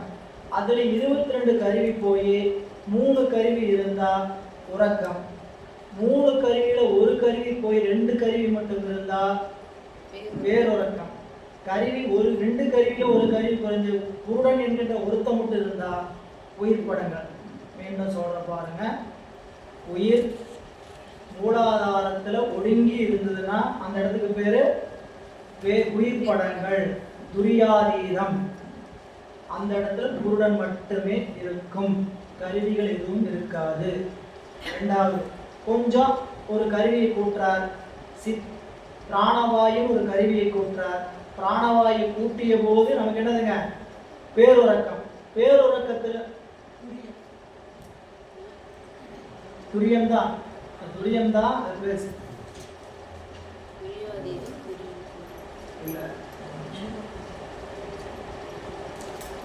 பிராணவாயு. பிராணவாயு கூடனா குருடன். ஏன்னா சித்தம் ஒரு நினைப்பு வந்துருச்சு. பிராணவாயு ரெண்டாவது இது கூட குருடனோட பிராணவாயு கூடம். அது பேருறக்கம் துரியம் நாபியில் நிகழ்வது. நாபியிலிருந்து உயிர் மேலே ஏறி வந்ததுன்னா இருதயத்தானத்திற்கு வருகின்ற பொழுது அதற்கு உறக்கம்னு பேரு. அங்க எத்தனை கருவி கூடி இருக்குது? இன்னொரு கருவி கூடும் சித்தம். முதல்ல மூலாதாரத்துல உயிர் படங்கள்ல ஒரே ஒரு குருடன் மட்டும் இருப்பான். குருடனோடு ஒரு கருவி கூடி பிராணவாயு கூடி நாபிக்கு வந்த போது அது பேருறக்கம். அந்த இடத்துல 2. மூணாவது இன்னொரு கருவி கூடும் சித்தம். சித்தம் கூடிய இடத்துல உயிருக்கு உறக்கம், அதாவது சுளுத்தி. அங்கிருந்து கண்டத்துக்கு ஏறுகின்ற பொழுது 22 கருவிகள் கூடும். அந்த 22 கருவிகள் தான் சொல்றாரு. அதாவது 3, 2, 1 மீத 25 கருவிகள் இருக்கிற இடத்துக்கு வேணுதுங்க கண்டம். அந்த 25 இருக்கக்கூடியதுல சத்தாதி விடயம் 5, சத்தாதினா சத்தம் முதலிய விடயம் 5, அப்புறம் வாக்காதி விடயம் 5 என்று சொல்லக்கூடியது. அடுத்தது பிராணம், பிராணவாயில 10, சத்தாதி விடயம் 10, வசனம் என்று சொல்லக்கூடிய வாக்காதி 10, 5. அடுத்தது பிராணவாயு 10, அடுத்தது மனம், புத்தி, ஆங்காரம், சித்தம், புருடன் 25 கருவி.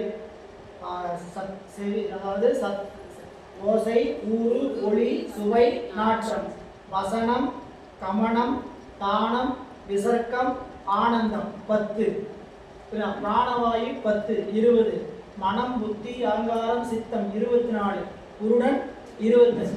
கண்டத்துக்கு வந்தா இத்தனை பேர் கூடுவாங்க.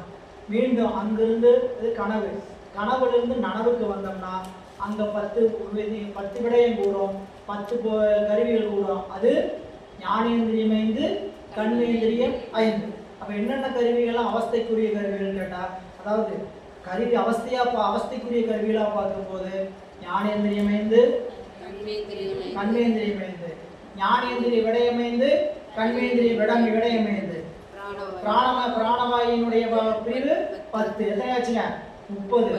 மீத 5 அந்த காரண 4, பூரண 1. கஷ்டமா? எவ்வளவு ஈஸியா இருக்கு பாருங்க. ஞானேந்திரிய 5, கண்மேந்திரிய 5, ஞானேந்திரிய விடை 5, கண்மேந்திரிய விடை 5 20, பிராணவாயு 10, அந்த கரணம் 4, ஒரு உடன். முடிஞ்சதா? 35 கருவிகள் உடன் இருக்கும். இந்த 35 கருவிகளில் கூடி நிகழக்கூடிய அவஸ்தைக்கு பேரு கீழாளவஸ்தை. அந்த கீழாளவஸ்தை என்னங்க? கருவிகள் குறைஞ்சு போச்சு. 35 10 போச்சுன்னா தபா 25.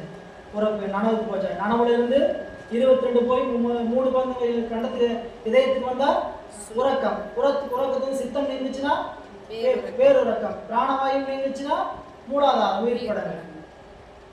இந்த 35 கருவிகளை பற்றியும் அந்த கருவிகளுடைய அவஸ்தையை தான் இப்ப சொல்றாரு. அடுத்த அந்த வெண்பாடு பக்கம் 130 பாருங்க. ஒன்றணையா மூலத்து உயிர் அணையும் நாவினில் சென்றணையும் சித்தம் இதயத்து மன்றே ஐந்தாம் நன்முதலில் கண்டத்தின் வாக்காதி மெய்யாதி வித்தகன்று. வேறு அவஸ்தை எப்படி சொல்ற பாருங்க.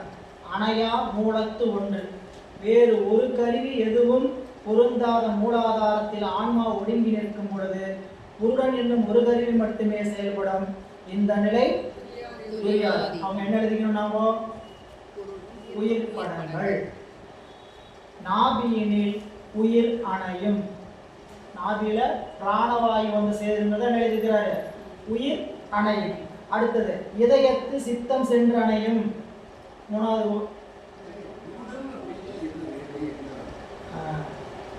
புருடன் என்றால் என்ன? புருடன் என்னங்க?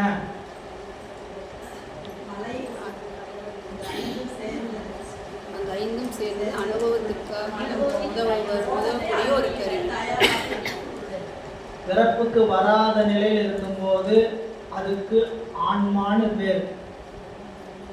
பிறப்புக்கு வந்ததுக்கு பேரு அதுக்கு உயிர்னு பேரு.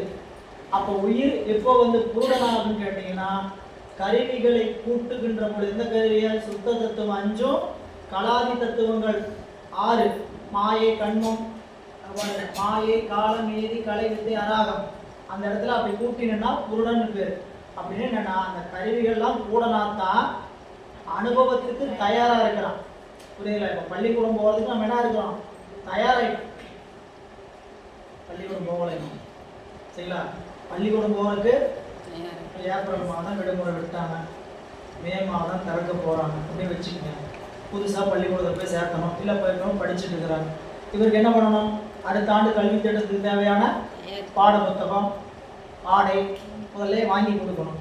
தைச்சாச்சு, வாங்கி கொடுத்தாச்சு, புத்தகம்லாம் வந்தாச்சு, இந்த இடத்துக்கு பேர் என்னங்க? குருடன். இல்ல வாங்கி பள்ளிக்கூடத்துக்கு அனுப்பிச்சிட்டா கருவி எல்லாம் பூட்டப்படுது செயல்பாட்டுக்கு வராத இடத்துக்கு பேரு குருடன். செயல்பாட்டுக்கு தயாரா இருக்கிறார், அவருக்கு பேரு குருடன். செயல்பட்ட அவருக்கு பேரு கருவிகளோட கூடி ஆன்மா அவஸ்தை உருகின்ற நிலை. அதான். சரி, இங்க வந்துருங்க. இதயத்தில் சித்தம் சென்று அணையும். இதயத்தில் ஒரு கருவி வந்து அணையும். அடுத்தது பாருங்க, கண்டத்து வாக்காதி மெய்யாதி விட்டகன்று வேறு ஐயைந்தாம்.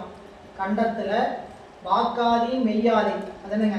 இதயத்தானத்திலிருந்து மேலேறி ஆன்மா கழுத்தை அடைந்த பொழுது வாக்கு முதலிய, அதாவது வாக்கு, பாதம், பாணி, பாயு, உபத்தம் எனப்படும் கால், கை, எருவாய், கருவாய் ஆகிய கண்மேந்திரியங்கள் ஐந்தும் மெய் முதலிய, அதாவது மெய் முதல் செவி, கண், நாக்கு, மூக்கு ஆகிய ஞானேந்திரியங்கள் 5 ஆகியது 10 நீங்கி நிற்க. சொல்ல வந்த செய்தி அதுதான். கண்டத்து வாக்காதி மெய்யாதி விட்டகன்று வேறு ஐந்தாம். என்னென்னலாம் இருக்கும்? கண்டத்துக்கு வரும் பொழுது வாக்காதி 5, மெய்யாதி. வாக்காதி என்பது என்னதுங்க? வாய், கால், கை, எருவாய், கருவாய் 5. மெய்யாதி செவி, தோல், கண்ணாக்கு, மூக்கு. இந்த 5 நீங்கி வேற 5 நீக்கிங்கிற. என்ன 5? அதாவது மெய், செவி, கண், நாக்கு, மூக்கு ஆகிய ஞானேந்திரியங்கள் 5 ஆகியவை 10 நீங்கி நிற்க ஏனைய 25 கருவிகள் செயல்படும். அப்ப ஐந்தாம் சொன்னது என்ன? பெருக்கல். அடுத்து ஐந்து சொல்றாரு கூட்டல். இதே ஐந்த இந்த பாட்டிலேயே என்ன பண்ணுவாரு? மறுபடியும் சொல்லுவார். அப்ப என்ன பண்ணா? கூட்டல். இது எப்படி கூட்டிங்க, எப்படி கழிச்சிங்க அப்படின்னு சொல்லி பெருக்கினீங்கன்னு கேட்டா அந்த சொல்லுதான் இருக்குது. ஐந்தாம் அப்படின்னா 25. அதான் சொல்ற பாருங்க, ஏனை 25 அப்படி அதை படிங்க. 25 கருவிகள் செயல்படும். இந்த 25 மேலே சொல்லப்பட்ட குருடன், பிராணவாயு, சித்தம் ஆகிய 3 கருவிகளும் அடங்கும். எனவே இந்த தொழில்படும் கருவிகளான குருடன், அந்தக்கரணங்களாகிய சித்தம், புத்தி, அகங்காரம், மனம் முதலிய 4, கண்மேந்திரியங்களின் விடயங்களாகிய வசனம், கமனம், தானம், விசர்க்கம், ஆனந்தம், அதாவது பேச்சு, நடை, கொடை, போக்கு, இன்பம் ஆகிய 5 ஞானேந்திரியங்களின் விடயங்களாகிய சப்தம், ஸ்பரிசம், ரூபம், ரசம், கந்தம், அதாவது ஓசை, ஊறு, ஒளி, சுவை, மனம் ஆகிய 5 பிராணவாயு முதலிய வாயுக்கள் 10 ஆக 25 ஆகும். இது சொப்பனம் என்று சொல்லப்படும். நன்னுதலில் வாக்காதி மெய்யாதி மன்றே ஐந்தாம். துளுத்தியிலிருந்து ஆன்மா மேலேறி புருவநிலையை அடைந்த பொழுது முன்னர் நீங்கி நிற்கும் என்று சொல்லப்பட்ட கண்மேந்திரியங்கள் 5, ஞானேந்திரியங்கள் 5, 5 10 ஆக 10 கருவிகளும் சென்று பொருந்தி 35 கருவிகள் தொழிற்படும். பாருங்க, கீழே அந்த சொல்லுக்கு தமிழ்ல என்னன்னு சொல்லி சொல்லியிருக்காரு. தத்து, அதாவது கலை சொல்களுக்கு தமிழ் என்னன்னு சொல்லியிருக்கிறாரு. நம்ம எதுவும் படி பார்த்ததுதான். புருடன் என்பதன் விளக்கம். கேட்ட கேள்விக்கு இங்க பதில். இங்கு புருடன் என்பது உயிரன்று 7 வித்யா தத்துவங்கள் ஒன்றாக வைத்து எண்ணப்படுவது ஆதலால் புருட தத்துவம் எனப்படுகிறது. தத்துவம் என்பது கருவி என்று பொருள்படும்.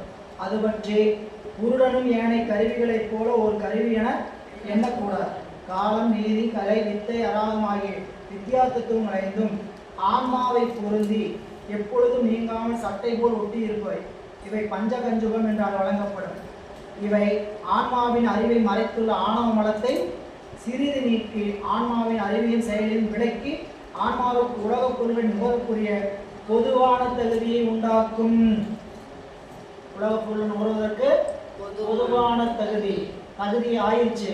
இப்ப அடுத்து என்ன பண்ணலாம்? நுகரணும். பொதுவான தகுதி உண்டாக்கியாச்சு. இப்ப என்ன பண்ணணும்? நுகரணும். போலீஸ் ட்ரைனிங் எடுத்தாச்சு, படிச்சாச்சு. இன்னும் அடுத்து என்னதுங்க? Period, training period. ஒவ்வொன்றுக்கும் ட்ரைனிங் பீரியட் போடுற மாதிரி ட்ரைனிங் பீரியட் முடிச்சு வேலைக்கு ஜாயின் பண்ண ட்ரைனிங் பீரியடுங்க கூட தத்துவம். எனவே இங்க சொல்ற புருடன் என்று வழங்கப்படும் இடங்களில் எல்லாம் இந்த 5 கருவி ஒழுங்காமல் செயல்படுகின்றன கொள்ளுதல் வேண்டும். அதாவது சாக்கரம், சொப்பனம், சுளுத்தி, துரியம், துரியாதம் ஆகிய 5 அவஸ்தைகளிலும் இந்த 5 மிகு நுண்கருவிகளும் செயல்பட்டு கொண்டிருக்கும் என்பதை நினைவில் கொள்ள வேண்டும். அடுத்த பக்கம் அட்டவணை பாருங்க. இந்த வெண்பா சாக்கரம் முதலிய 5 அவத்திகளிலும் உயிரோடு கூடி நிற்கும் கருவிகளை குறித்து பேசு. அதன் விவரம் வருமாறு: சாக்கரஸ்தானம் குரு மத்தியில, லாடத்தானம் நனவு நிகழும் போது என்னென்ன கருவிலாம் இருக்கும் அது எழுதியதை பார்த்தா நிறையா இருக்கும். இதில் எல்லாம் மண்டையை போட்டு குழப்பிட்டு இருக்கக்கூடாது. நீங்கள் என்ன பண்ணணும்? நான் குழப்பிக்க மாட்டேங்க, நீங்கள் கஷ்டப்படுறீங்க. நீங்கள் தான் குழப்பிக்கிறீங்க, நான் குழப்பிக்க மாட்டேன் அப்படி நினைப்பீங்க. எளிமையாக மனப்பாடம் பண்ணிடுச்சு. ஞானேந்திரியம் 5, கர்மேந்திரியம் 5. ஞானேந்திரிய விடயம் 5, கர்மேந்திரிய விடயம் 5. பிராணவாயு 10, அந்தக்கரணம் 4, குருடன் 35. தயாராக இருக்கிறோம். எதுக்கு? 35 குண்டை போட்டு 35 கருவிகள் வச்சு சுடருக்கு தயாராக இருக்கிறோம். சுடுனா புடு சுட வேண்டியதான். சரிங்களா? இப்போ 10 பேர் குறையிறாங்க. சரிங்களா? நிறுவனத்தில் 35 பேர் இருந்து வேலை பார்த்தாங்க. வேலை நல்லா செயல்பாடு அருமையாக நடந்துச்சு. இன்னைக்கு 10 பேர் வேலைக்கு லீவு போட்டாங்க, வரலைன்னு போயிட்டாங்க. முதலாளி வந்தார், ஏன் வேலை நடக்கல? 10 பேர் இல்லை வேலை. இதுதான் நம்ம நிலைமை. நனவு நல்லா தானே இருந்தேன். கனவுக்கு போகும்போது என்னாச்சு உனக்கு? ஏன் வேலை செய்யலை அப்படின்னா, ஆள் கொடுத்தா தானே வேலை செய்ய முடியும். நம்ம கருவி இல்லாமல் நம்மளால என்ன பண்ண முடியாது, செய்யும். அடுத்த நூற்பாட சொல்ல போற, கருவி இல்லாமல் வேணாலும் என்ன பண்ண முடியாது, ஒன்றையும் நுகர மாட்டான். ஏதாவது ஒன்றையும் நுகர மாட்டான். அவ்வளோதான் நம்ம லட்சணம். எனவே இங்கே அந்த குருவ மத்தியில் 35 நனவு. 10 பேர் குறைஞ்சாங்க. யார் 10 பேர் குறைஞ்சாங்க? புறக்கருவிகள் 10 குறைந்தது. நல்லா கவனிங்க. புறக்கருவிகள் 10 குறைந்தது. நனவுக்கு போகும்போது புறக்கருவி இல்லை. எது இல்லைங்க? ஞானேந்திரிய 5, கண்மேந்திரிய 5. புரியல? செவி, தோல், கண், நாக்கு, மூக்கு, வாய்க்கால், கை, இருவாய், கருவாய். இந்த 10 கருவி புறத்தில் இருக்கிறது, உடம்புல இருக்குது. எதோட தொடர்பு இல்லை? உயிரோட தொடர்பு இல்லை. தொடர்புனா வேணாயிடுச்சு, கட்டாயிடுச்சு, கனெக்ஷன் கட்டாயிடுச்சு. எங்கே போயிடுச்சு? 25 கருவிகள் இருக்குது. ஆனால் என்ன இருக்குது? ஞானேந்திரிய விடயம் 5 இருக்குது, கண்மேந்திரிய விடயம் 5 இருக்குது. அப்புறம் கனவு நம்மளுக்கு என்ன ஆகுது? ஏதோ பேசுறாங்க, கேட்குது, அடிக்கிறாங்க, வலிக்குது. உடம்பு இல்லை, கண் இல்லை, மூக்கு இல்லை, வாயில் எல்லாம் நீங்கி நிற்கிது. ஆனால் உள்ளுக்குள்ள என்ன தெரியுது? கண்ணு தெரியுது, காது கேட்குது. அப்போ எதனால அது? ஞானேந்திரிய விடயம் 5 இருக்குது, கண்மேந்திரிய விடயம் 5 இருக்கிறனால தான் இந்த புறத்தில் இருக்கக்கூடிய கருவியினுடைய தொழில் என்ன நடக்குது? கனவும் அனுபவமே, கனவும் வினைக்கழிவே. இறைவன் கனவின் வழியாகவும் நமக்கு வினைக்கழிவு கொடுக்குறார். எதுக்காகன்னு கேட்டால் அதெல்லாம் சில காரணம் வச்சு இல்லை. எல்லாருக்கும் உடம்பு வழியாக கொடுத்து கழிக்க வேண்டியது உடம்பு வழியாக கொடுத்து கழிப்பார். சில பேர்த்துக்கு மனதளவில் எதையாவது நினச்சிருக்கும். மனதளவில் நினச்சது உடம்புக்கு தாக்குதல் கொடுக்கலாமா? அவர் எவ்வளோ கருமனையாகும். 2 அடி 2 பேர்த்த அடித்தோம். சரிங்களா? இவனை நீ அடிச்சில, இதே அடி உனக்கு ஒரு நாளைக்கு உண்டு. எந்த ஜென்மத்தில் இன்னைக்கு நடக்கலாம், நாளைக்கு நடக்கலாம். யாரையாவது திட்டுறீங்க வாயில், திட்டுறதுக்கு திருப்பி அவன் மனசு வந்துருச்சு, அவன் மனம் வந்துருச்சு. இப்போ என்னாச்சு? அதுக்கான வினை திருப்பி ரிஃப்ளெக்ட் என்ன பாருங்க, நான் திட்டனேன், எனக்கு அதே மாதிரி ஒருத்தர் வந்து திட்டுவார். தயாராக இருக்கணும். இப்போ நான் ஒருத்தர் திட்டி இருக்கிறேன், ஒருத்தர் மனசில் ஓடிச்சு, என்ன ஆகணும்? ரெடியாக இருந்துக்கப்பா, வரப்போகுது. இன்னொருத்தர் நம்மளை என்ன பண்ண போகிறாங்க? திட்ட போகிறோம். இப்போ இது புறத்தில் நடக்குது. இப்போ நான் என்ன பண்ணுறேன்? மனசில் நீங்கள் எல்லாம் என்ன பண்ணுறதுனே தெரிய மாட்டேங்க. சரியா? இவங்களுக்கு ஏதாவது பாடத்தை கற்பிச்சே ஆகணும் அப்படின்னு மனசில் பொறுமுறை, புரியல, துன்பம், அபுத்தி பூர்வமாக சில வினை செய்ய தெரியாமல் சரி. இதுக்கு வினை என்ன பண்ணக்கூடாது? இறைவன் உடம்புக்கு கொடுக்கணும். உடம்புக்கு கொடுத்து உடம்புல வினையை வலி இப்படி வலி கொடுத்து கிடைக்கூடாது. ஆனால் அந்த வலி உயிருக்கு என்ன ஆகணும்? கொடுக்கணும். அதுக்கு என்ன பண்ணுறாரு? கனவுல கொடுக்குறாரு. கனவு வழியா துன்பம். சரிங்களா? அடி குத்து ரத்தமெல்லாம் வந்துச்சு, கால் உடஞ்சிச்சு, பெட்லேருந்து விழுந்துட்டேன். அப்புறம் படப்படம் எழுந்திரிச்சு பார்த்தா தலை மேலே பாறாங்கல் விழுந்த மாதிரி இருக்கும். சரிங்களா? ரொம்ப பிடிச்ச வேலை போன மாதிரி இருக்கும். ஸோ நம்ம வேலை பார்த்து நம்மளை வேலையை விட்டு போக சொல்லிட்டாங்களே அப்படின்னு வேண்டுக்கு பார்த்தா அந்த வேலையை விட்டு வந்து இத்தனை வருஷம் ஆச்சு. இப்போ இந்த வேலையை விட்டு போகிறேன்னு கனவு வருது. இந்த வேலையை விட்டு வந்து பல வருஷமா இருக்கும். அந்த வேலையை பற்றி கனவு எப்போ வருது? இப்போ. ஏன்னா அந்த வேலையை பற்றி கனவு வந்தது மட்டும் இல்லாம அந்த வேலையில நான் வேலையை விட்டு நீக்கிட்டாங்க, என்னுடைய வேலையில பாராட்டினாங்க, இத்தனையும் கனவு போல ஓடும். சரிங்களா? நம்மளுக்கு நல்லா பாராட்டிட்டு இருக்கிறாங்க, இத்தனையும் ஓடும். இதுக்கு என்னன்னு கேட்டா கனவும் உண்மையே. கனவை இல்லைன்னு சொல்லக்கூடாது. அது உயிருக்கு கனவு இல்லை, கனவு என்பது உண்மை இல்லைன்னு சொல்றவங்க இருக்கிறாங்க. சைவ சித்தாந்தம் கனவு உண்மை, கனவின் வழியாக இறைவன் வினைப்பலன் கொடுத்துருக்கிறார். இப்போ 35 என்னாச்சு? 25. ரொம்ப எளிமையா அடுத்து 22 போயிடுச்சு. ஞாபகம் வைக்கணும்னா 3 பேர் தான் இருக்கிறாங்க. 3வது நிலையில எத்தனை பேர் இருக்கிறாங்க? 3 பேர். 2வது நிலையில எத்தனை பேர் இருக்கிறாங்க? 2 பேர். முதல் நிலை 1வது நிலை அடிநிலை எப்படி இருக்காங்க? ஒருத்தர். சரிங்களா? இப்போ மேல கனவுல 35, 10 புறவிடையும் போச்சு 25. அடுத்தது 3 பேர் தான் இருக்காங்க, 22 பேர் போயிட்டாங்க. யார் 22 பேர் போனாங்க அப்படின்னு நினைவு வைக்கணும்னா பிராணவாயு 10 போயிடுச்சு. பிராணவாயு 10 போயிடுச்சு. ஞானேந்திரிய விட கண்மேந்திரியம் 10 போயிடுச்சு. எத்தனை போச்சு? 20 போயிடுச்சு. மனமும் புத்தியும் போயிடுச்சு. உறக்கத்துல எது இல்லை? மனம் இல்லை, புத்தி இல்லை. ஆனா எது மட்டும் தொழில்பட்டு இருக்கோம்? சித்தம் தொழில்பட்டு கொண்டு இருக்கோம். அதனால தூங்கி எழுந்துச்சுங்க. என்ன சொல்லுவீங்க? நல்லா தூங்கி எழுந்துச்சு. தெரியுமா? எது எது அனுபவிக்குது? சித்தம் அனுபவிக்குது. உறக்கத்தை எது அனுபவிக்குது? சித்தம். அதனால என்ன பண்ண எழுந்துச்சோம்? நல்லா தூங்கணும். நல்லா தூங்கணும் உங்களுக்கு தெரியும். எப்படி தெரிஞ்சுது? எதை வச்சு தெரிஞ்சுங்க? டைமிங் வச்சா? அப்போ கூட நான் இவ்வளோ நேரம் தூங்கணும், எதுவுமே நடந்ததே தெரியாமல் தூங்கி இருந்துச்சு. அப்போ என்ன நினைக்கிறோம்? நல்லா தூங்கிடுது. அந்த உணர்வு வருது. அப்போ அந்த 3வது அவஸ்தையில 3 பேர் தான் இருக்காங்க. யாராரு? சித்தம், பிராணன், புருடன். அடுத்தது அது ஒருத்தர் போயிடாரு. பிராணன், சித்தம் போயிடுது. 2 பேர் தான் இருக்காங்க, புருடன், பிராணன். 3வது அது ஒருத்தர் தான் இருக்கிறான், புருடன் மட்டும்தான் இருக்கிறான். உயிர் கலாதி தத்துவங்களோட கூடிய. இப்படி ஒவ்வொரு நாளும் இந்த அவஸ்தைக்கு உள்ளாகி கொண்டே இருக்கும். ஒவ்வொரு நாளுமே சொல்லணும்.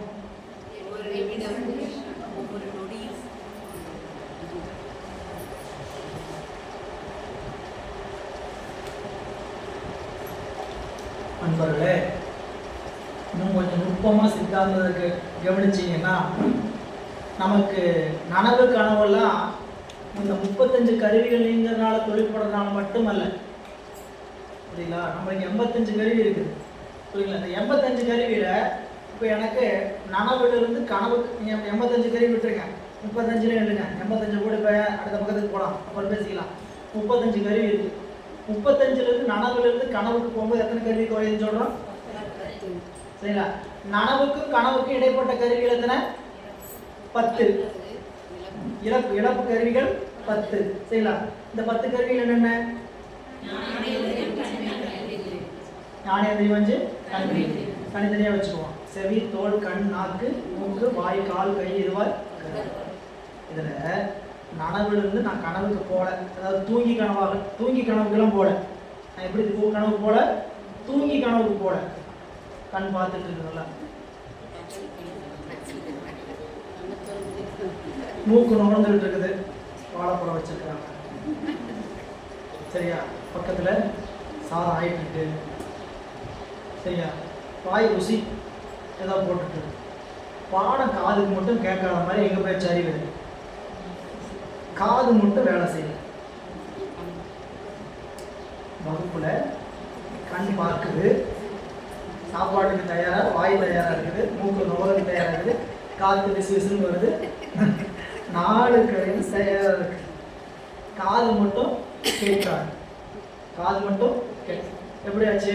இப்போ என்ன கனவு போயிருக்கிறோம்? காதுங்கிற கருவி மட்டும் கேட்காத கனவு போயிருக்கிறோம். இப்போ நுட்பமாக பார்த்தீங்கன்னா நம்ம என்ன கனவு போயிட்டோம்? காது மட்டும் கேட்காத கிடைத்த கனவுக்கு போயிருக்கிறோம். கண்ணு தெரியுது, மூக்கு சுமகிறது, வாய் சுவைக்குது, உடம்பு உணருது, எல்லாம் இருக்குது, கை இருக்குது, கால் இருக்குது, நடன வசனம் எல்லாம் பேர் இருக்குது. ஆனால் என்ன இல்லை? காது மட்டும் எதோட டிஸ்கனெக்ட் ஆயிடுச்சு? உயிரோட டிஸ்கனெக்ட் ஆயிடுச்சு. உயிர் போய் அந்த காதுல பொருந்துற என்னாச்சு? அப்படியே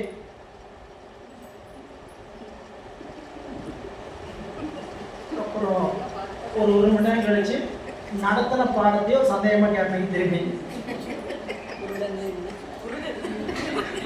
குருடன்னா என்னன்னு கேட்டேன். குருடன்னா என்னன்னு கேட்டீங்கன்னா அப்படின்னா அந்த மாதிரி இல்லை. பொதுவாக என்னன்னு கேட்டீங்கன்னா எடுத்து சொன்னதே என்ன பண்ணுவான்? ஏன் அங்கே என்னாச்சு? காது கணக்கு நம்ம நினைச்சு நடக்கிறது இல்லை. இது வினைக்கு தகுந்த மாதிரி இறைவன் என்ன பண்றாரு? தொழில்படுத்துறாரு. நீ இதை கேட்டா போதும், இன்னைக்கு இதுக்கு மேல உங்க அறிவு என்ன கூடாது, கேட்கக்கூடாது. இதெல்லாம் நினைச்சு பார்த்தீங்கன்னா இப்போ கருவிகள் தொழில்படுறதை வச்சு பார்த்தீங்கன்னா எப்பயாவது தேவையில்லாத எதை பேசிடுறோம், தப்பா சொல்லிடுறோம், எதாவது சொல்லிடுறோம். என்ன சொல்லுவோம்? அவர் நல்லா தான் சொல்லுவார், அவருக்கு என்னாச்சு? அப்போ அது என்ன? நல்லா சொல்கிறவரும் தப்பா சொல்கிறார், நல்லா சொல்கிறவரும். அப்போ வினை தான் அதுக்கு காரணம். இல்லை, வினை தான் கூட்டுது. இப்போ நீங்கள் கேட்குறவங்க நல்லா கேட்குறீங்களா? யாரும் இப்போ யாராவது பிடிச்சி தள்ளி வலுக்கட்டாயமாக பிடிச்சோன்னு இழுத்து விட்டாங்களா, இல்லாட்டி யாராவது உந்துதில் வந்தீங்களா? எல்லாருக்கும் ஆசை என்ன கேட்கணும்? சித்தாந்த கேட்கணும், எப்படியாவது அந்த பாடத்தை என்ன பண்ணணும்? உள்வாங்கணும். புரியல? ஆனால் இறைவன் அப்படி நமக்கு கொடுக்கல. எப்படி கொடுக்குறார்? இன்றைக்கு என்ன தேவை, நாளைக்கு என்ன கொடுத்தா போதும். அப்போது 6 மணி நேரம் உட்காந்து கேட்டீங்க, 5 மணி நேரம் நம்மளது சப்ஜெக்ட் க்ளோஸ், ஒன்றுமே தெரியல, 1 மணி நேரம் தான் விளங்கியிருக்கா? இன்னைக்கு வினைப்பலன் இறைவன் ஊட்டியது இவ்வளவுதான். இதைத்தான் அறிவுக்குள்ள இது எல்லாருக்கும் பொருந்தும். எங்களுக்குன்னா எங்களுக்கு மட்டும் இல்லை, எல்லாருக்குமே என்னன்னு கேட்டீங்கன்னா இன்று அனுபவத்திற்கான வினைப்பலன் எதுவோ அதுதான். அப்போ இங்கே அந்த காரணங்கள் கூடி இந்த உயிர்கள் ஆணவ மலத்தின் காரணம் என்ன பண்ணுது? அஞ்சவத்தை உருகுது. அது இந்த பாடல்ல கீழாளவத்தை சொல்றார். இங்க எப்படி சொல்லிட்டு போறார்? மூடாதாரம், நாபி, இதயம், கண்டம், புருவமத்தி, இப்படி கீழே இருந்து கருவிகள் கூட சொல்லிட்டு வரார். ஒன்றணையா மூலத்து உயிர் அணையும் நாவியனில் சென்றணையும் சித்தம் இதயத்து மன்றே ஐயைந்தாம் நன்முதலில் கண்டத்தில் வாக்காதி மெய்யாது விட்டகன்று வேறு அப்படின்றார். அப்ப அதே மாதிரி தான் இங்க கீழாள அவஸ்தை மொத்தத்துல இது சகலத்திலிருந்து சகலம், சகலத்தில் சாக்கரம், சகலத்தில் சொப்பனம், இப்படி கீழா போறது. மேல கீழே மேல வந்தா சகலத்தில் துரியாதீதம், சகலத்தில் துரியம், இப்படி வரணும் இந்த பாடல். நீ அடுத்த இந்த ஐந்தவத்தை பகுதியை பாருங்க. ஐந்தவத்தை தொழிற்படும் கருவிகள் அதெல்லாம் ஏதாவது சொல்லியாச்சு, நீங்க படிச்சு பாருங்க. இதுல 85 தத்துவ கருவிகள் எது நீங்க தெரிஞ்சுக்கணும். 96 கருவிகள் இருக்கு இல்லைங்களா? அந்த 96 கருவிகளை மட்டும் ஒரு குறிப்பெழுதிங்க. நிலத்தின் கூறு 5. நான் தொகைதான் சொல்றேன், விரிவுல அவங்க பிரிச்சுக்குங்க. நிலத்தின் கூறு 5, நிலம் 5, நீர் 5. ரொம்ப முக்கியமான செய்தி, தாத்ரீகங்கள் தத்துவங்களை பற்றி ஒழுங்கா அறிவுக்குள்ள நிறுத்திக்கிட்டீங்கன்னா உடம்பு அவஸ்தை நம்ம அறிவு விளங்காம போறது எந்தெந்த இடத்துல ஏன் அப்படி நம்ம அறிவு கொஞ்சம் விளங்கும். அப்போ ஏன் அறிவு விளங்குறது கொஞ்சம் அறிவுக்கு விளங்கும். நிலத்தின் கூறு 5, நீர் கூறு 5, நெருப்பினுடைய கூறு, வாயுவின் கூறு 5, நெருப்பின் கூறு 5, 10, வாயுவின் கூறு 10, 10, ஆகாயத்தின் கூறு 10. தனியாக அட்டவணையா ஒரு பக்கம் ஞாபகமா எழுதுங்க, புத்தகத்தில் எழுதுங்க, நோட்டில் எழுதுங்க, மறந்துட்டு மறுபடியும் வீட்டில் போய் புத்தகத்தில் எழுதுங்க. ஆகாயத்தின் கூறு 5, காற்றின் கூறு, நிலத்தின் கூறு 5, நீரின் கூறு 5, நெருப்பின் கூறு 5, வாயுவின் கூறு 10, ஆகாயத்தின் கூறு 10, ஞானேந்திரிய விடயம் 5, கண்மேந்திரிய விடயம் 5, ஞா வி கா வி அப்படின்னு போட்டு உங்களுடைய எழுத்தை வந்து ஷார்ட் ஹேண்டாக எழுதுங்க. கட்டுரை எழுதிட்டு இங்கே நேரத்துக்கு கடந்துட போகுது. ஞானத்தின் விடயம் 5, ஞானேந்திர விடயம், கண்மேந்திர விடயம் 5, அகங்காரத்தின் கூறு 3,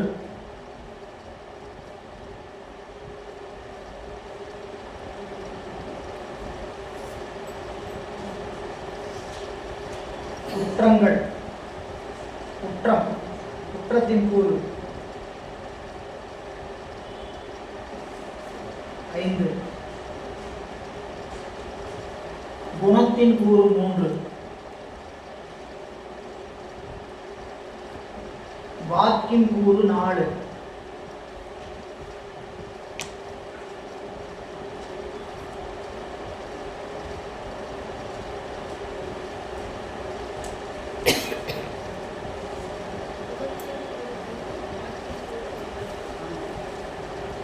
பதினஞ்சு 25 35 45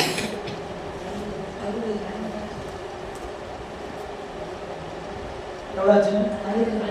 60 வந்துருச்சா? 36 கருவிகள் சேர்த்து. கருவிகள் 36 நம்மளுக்கு கொடுத்துருக்கக்கூடிய கருவி. இதெல்லாம் தாத்வீகம் 60. சொல்லப்பட்ட தாத்வீகம் 60.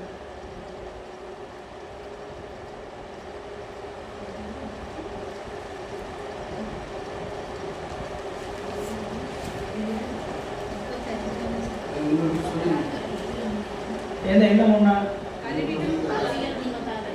கருவிகள் 36. அவஸ்தைக்குரிய கருவிகள் வேறு, நமக்கு கொடுக்கப்பட்டிருக்க உடைகளுக்கு கொடுக்கப்பட்ட கருவிகள் வேறு. இதை இது இந்த இடத்துல எல்லாரும் உடம்புவோம். 36 கருவிகள் நமக்கு எப்படி வந்திருக்குங்க? இங்க பாருங்க. பூதம் 5, தன்மாத்திரை 5, ஞானேந்திரியம் 5, கண்மேந்திரியம் 5, அந்தக்கரணம் 4 24, வித்யா தத்துவம் 7 31, சுத்த தத்துவம் 5. இந்த 36ல சிலதுதான் அவஸ்தைக்கு இருக்கும். எதாவது அவஸ்தைக்கு இருக்குன்னு பாருங்க. பூதம் அவஸ்தையில வருதா? பூதம் அவஸ்தையில வராது. எப்படி வராதுன்னு சொன்னா அதுதான் தாத்வீகங்களா வருது. பூதங்கள் எப்படி வருதுங்க? தாத்வீகங்களா வருது. நிலத்தினுடைய கூறாகவும் நீரினுடைய கூறாகவும் வருகிறது. புரியல? அதெல்லாம் அவஸ்தைக்கு எப்படி வருதுங்கிறது அடுத்து சொல்ல போறாரு. தாத்வீகங்கள் 60ங்க. ஆகாயத்தின் கூறு 10. காட்டினுடைய கூறு ஆகாயத்தின் கூறு 10. காட்டினுடைய கூறு 10. காட்டினுடைய ஆகாயத்தின் கூறு 10னா அதில் பிரிச்சு படிக்கணும். ஆகாயத்தின் கூறு என்று எடுத்தா அத்தி, அலம்புடை, இடகலை, பெண்கலை, சூமுனை, காந்தாரி, சுங்கினி, சிசுவை, ருகுதை, குருடன் என்று சொல்லி ஆகாயத்தின் கூறு. காட்டினுடைய கூறு பிராணவாயு, உதானன், அபானன், சமானன், வியானன், நாகன், கூர்மன், கிருகணன், தேவதத்தன், தனஞ்சயன். இதெல்லாம் காட்டினுடைய கூறு. இதெல்லாம் உடம்புல என்னென்ன பண்ணு தெரிஞ்சதுன்னா தான் நம்மளுக்கு தொழில் இதெல்லாம் கருவியல் வாயிலாக தான் நடக்குது.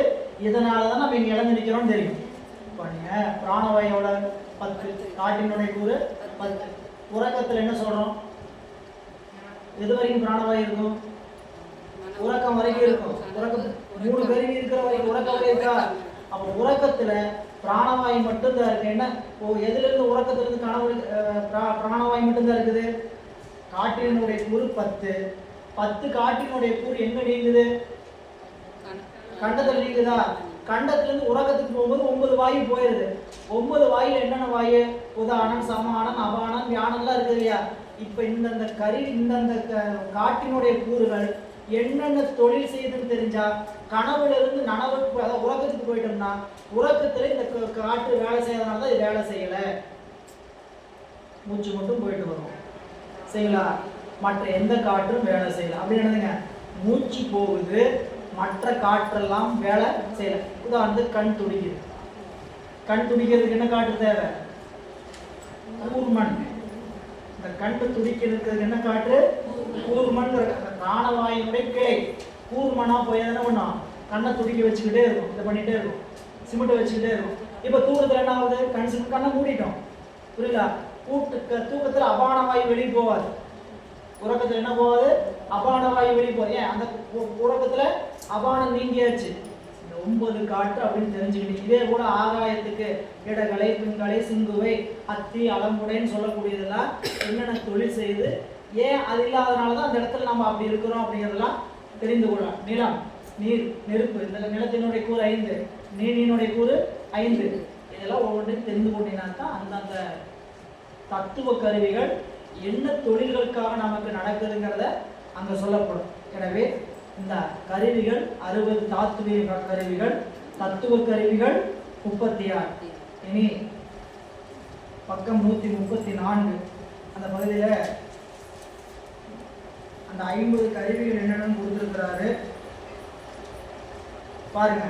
2வது பத்தி சைவ சித்தாந்தத்தின் தத்துவங்கள் 36, தாத்வீகங்கள் 60மாக 96 கருவிகள் பேசப்பட்டவற்றுள் சிவதத்துவம் 5 வித்யா தத்துவம் 7 நூல் புருடன் நீங்கிய கலாதித்துவம் மாறும் ஆக 11 தத்துவங்கள் அவத்தைக்கு ஏது ஆகாமையும் 11 நீங்கி 85 கருவிகளை வைத்து ஐந்தவத்தை நிகழ்வதை குறித்தினே காண்போம். இந்த 85 கருவிகளுள் கீழ் நோக்கிய ஆக்கரத்தில் மேல் கூறியவாறு 35 கருவிகள் மட்டுமே தொழிற்படுகின்றன. ஆக ஐந்தவத்தில் தொழிற்படாமல் இருக்கும் எஞ்சிய 50 கருவிகள் வருவாங்க.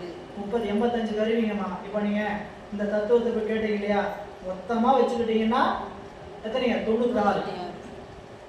96ல 11 எப்பயுமே வேலை செய்யறானுங்க அவஸ்தைக்குள்ளாக இதுங்க.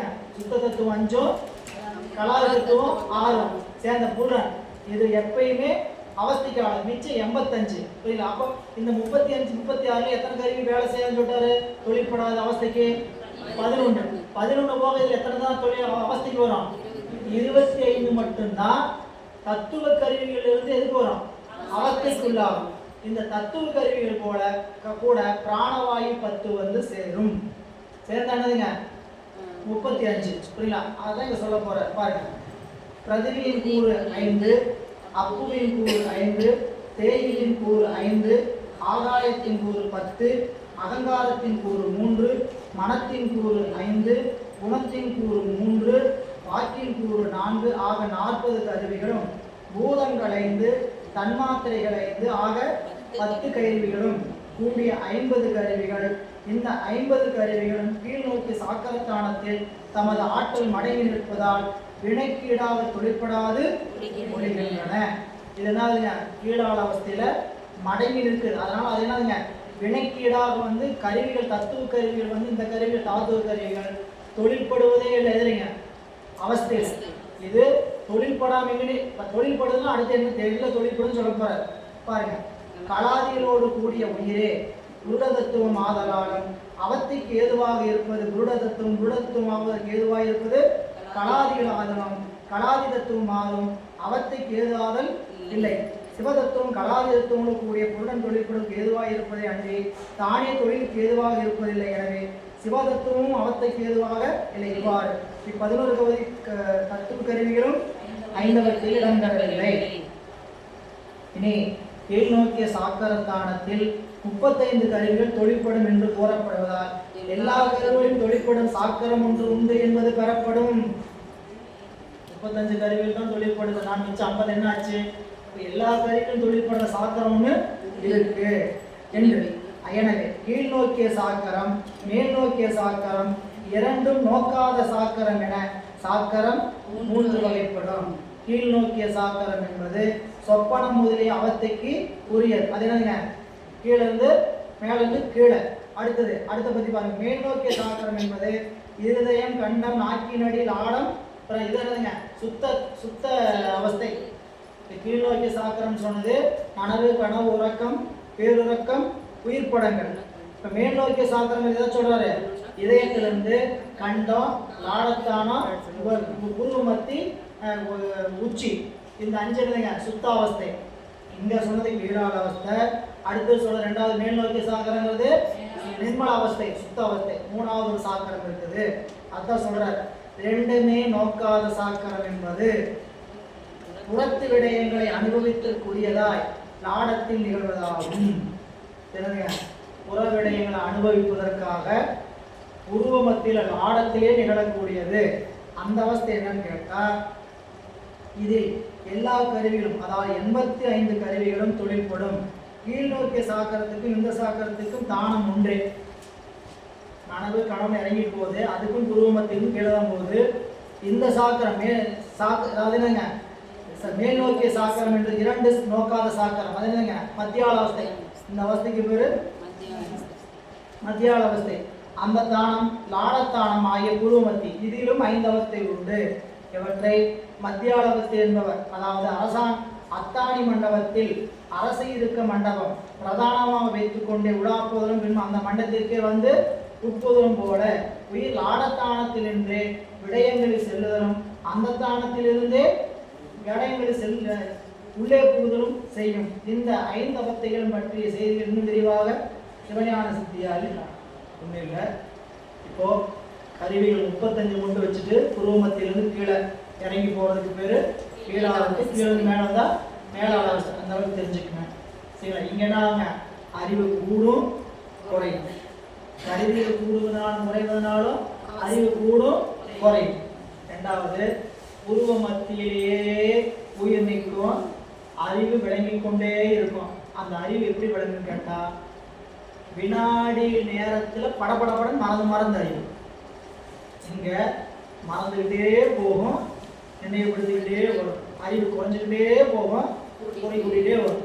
மத்திய அவஸ்தை எப்படி நிகழும் கேட்டீங்கன்னா, அறிவு குறை தப்பு தப்புன்னு என்னாவுங்க அப்படி கூடி கூடி குறையும். இதுதான் மத்திய அவஸ்தை. எப்படின்னு கேட்டா, ஒரு பொருளை நாம் ஒரு பொருளை வச்ச இடத்துல காணாமல் மூர்ச்சியாவதற்கு பெயர் உயிர் படங்கள். துரியாதன் இது என்னதுங்க, முடிச்சுட்டு தான் இருக்கிறோம் இல்லைங்களா? புரியுற மாதிரி சொல்லணும்னா 1.5 லட்சம் ரூபாய் ஐஃபோன் கீழே விழுந்துச்சு. ஒரு வினாடி என்னாச்சு, அப்படியே உயிர் படங்கள். அது என்னங்க, முடிச்சுக்கிட்டு இருக்கிறோம், மூர்ச்சை பண்ணுங்க, படம் எடுக்க போனோம், கொஞ்சம் தெளிஞ்சிட்டோம், என்னாச்சு அடுத்த நிலை உயிர் படங்கள் இருந்து பேர் இருக்கும். உடைஞ்சிருக்கா பார்த்தாச்சுன்னா அது இன்னும் உடைய முடிவு போடல, உடைச்சா பார்க்க போறோம், என்னாச்சு சொப்பனம். இது பேருறக்கத்துல இருந்து உறக்கம். அடுத்தது உடையல பார்த்தாச்சு, என்னதுங்க கனவு. அப்பா நினைவு திரும்பியாச்சு, கனவு. இது எவ்வளவு நேரத்தில் நடந்தது? இது மீண்டும் நடந்துச்சா? ஃபிராக்ஷன்ஸ் ஆஃப் செகண்ட் தான். இது போல பல விஷயங்கள் புரியுங்களா? ஒரு பெரிய விபத்து என்னாச்சு, அவ்வளவுதான், மூர்ச்சியாச்சு, உயிர் படங்கள் புரியுங்களா? எங்க இருக்கிறோம் தெளியறதுக்குள்ள பேருறக்கம். அப்போ இங்கதான் ஆச்சா அப்படின்ட்டு உறக்கத்துக்கு யாருக்கு என்னாச்சு, கனவு ஒன்னாகல, நனவு. அது இப்படி ஆயிடுச்சு, நனவு. இவ்வளவுதான். அந்த ஃபிராக்ஷன்ஸ் ஆஃப் செகண்ட்ல இந்த உயிர் என்ன ஆகுதுங்க? அதுக்கு எத்தனை பேர் தேவைப்படுறாங்க? கருவிகள் 85 பேர் ஆன் தி ஸ்பாட்ல நிக்கணும். அத்தனை பேர் ஆன் தி ஸ்பாட்ல நின்னாதான் அது இந்த 85ல கூடி என்னதுங்க, இங்க கூடி அங்க குறைஞ்சு நிற்கும் போதுதான் இந்த மூர்ச்சை ஆகிறதும் மீண்டும் தெளியறது. இதெல்லாம் எங்க நடக்குதுங்க? அப்படிப்பட்ட நிலை நடக்குதுங்கிற அவஸ்தை. இப்படிப்பட்ட ஒரு அவஸ்தை நடக்குதுன்னே நம்மளுக்கு தெரியுமா? இடங்கள்லாம் அந்த ஞானத்தில் அறிஞ்சு உட்கார்ந்து யோசிச்சு பார்த்து அறை போட்டு யோசிச்சதான் கண்டுபிடிச்சது இல்லை. ஞானத்தின் வாயிலாக அறியப்பட்டவைகளை வேளாம் செய்யலாம். இப்படிலாம் நடக்கும் அப்படின்ட்டு தங்களுடைய சிவானுபவத்தில் கண்டு நம்மளுக்கு சொல்லியிருக்கிறாங்க. எனவே அடுத்த வெண்பா அதைத்தான் சொல்ல வராது. பாருங்க. லாடத்தே சாக்கரத்தை எய்திய உள்ளம், லாடத்தே ஐந்தவத்தை எய்தும், லாடத்தே இந்திரியத்து அத்துறைகள் கண்டு, அதுவே அவற்றில் நீங்கள் அது அங்கு. இது உயிர் வெவ்வேறு அவஸ்தைப்படும் என்பதை உறுதிப்படுத்துவது. கீழே பாருங்க. லாடத்தே சாக்கரத்தை எய்து அப்படின்னா, லாடம் என்பது லாடத்தானம். இந்த குருமத்துக்கு பேருங்க லாடஸ்தானம். லாடத்தானத்தில் நின்று நீங்கி கண்டம், இருதயம், நாவி, மூலாதாரம் ஆகிய தானங்களில் அவஸ்தைப்பட்டு கீழ் நோக்கி சென்று பின்பு மீண்டும் மூலாதாரத்தில் நின்று நீங்கி மேலே நோக்கி ஒவ்வொரு தானத்திலும் அந்தந்த தானத்துக்குரிய அவஸ்தை அடைந்து லாடத்தானத்தில் உணர்த்தும் முறைமையினை உடைய சாக்கிரத்தை கூடிய உயிர்.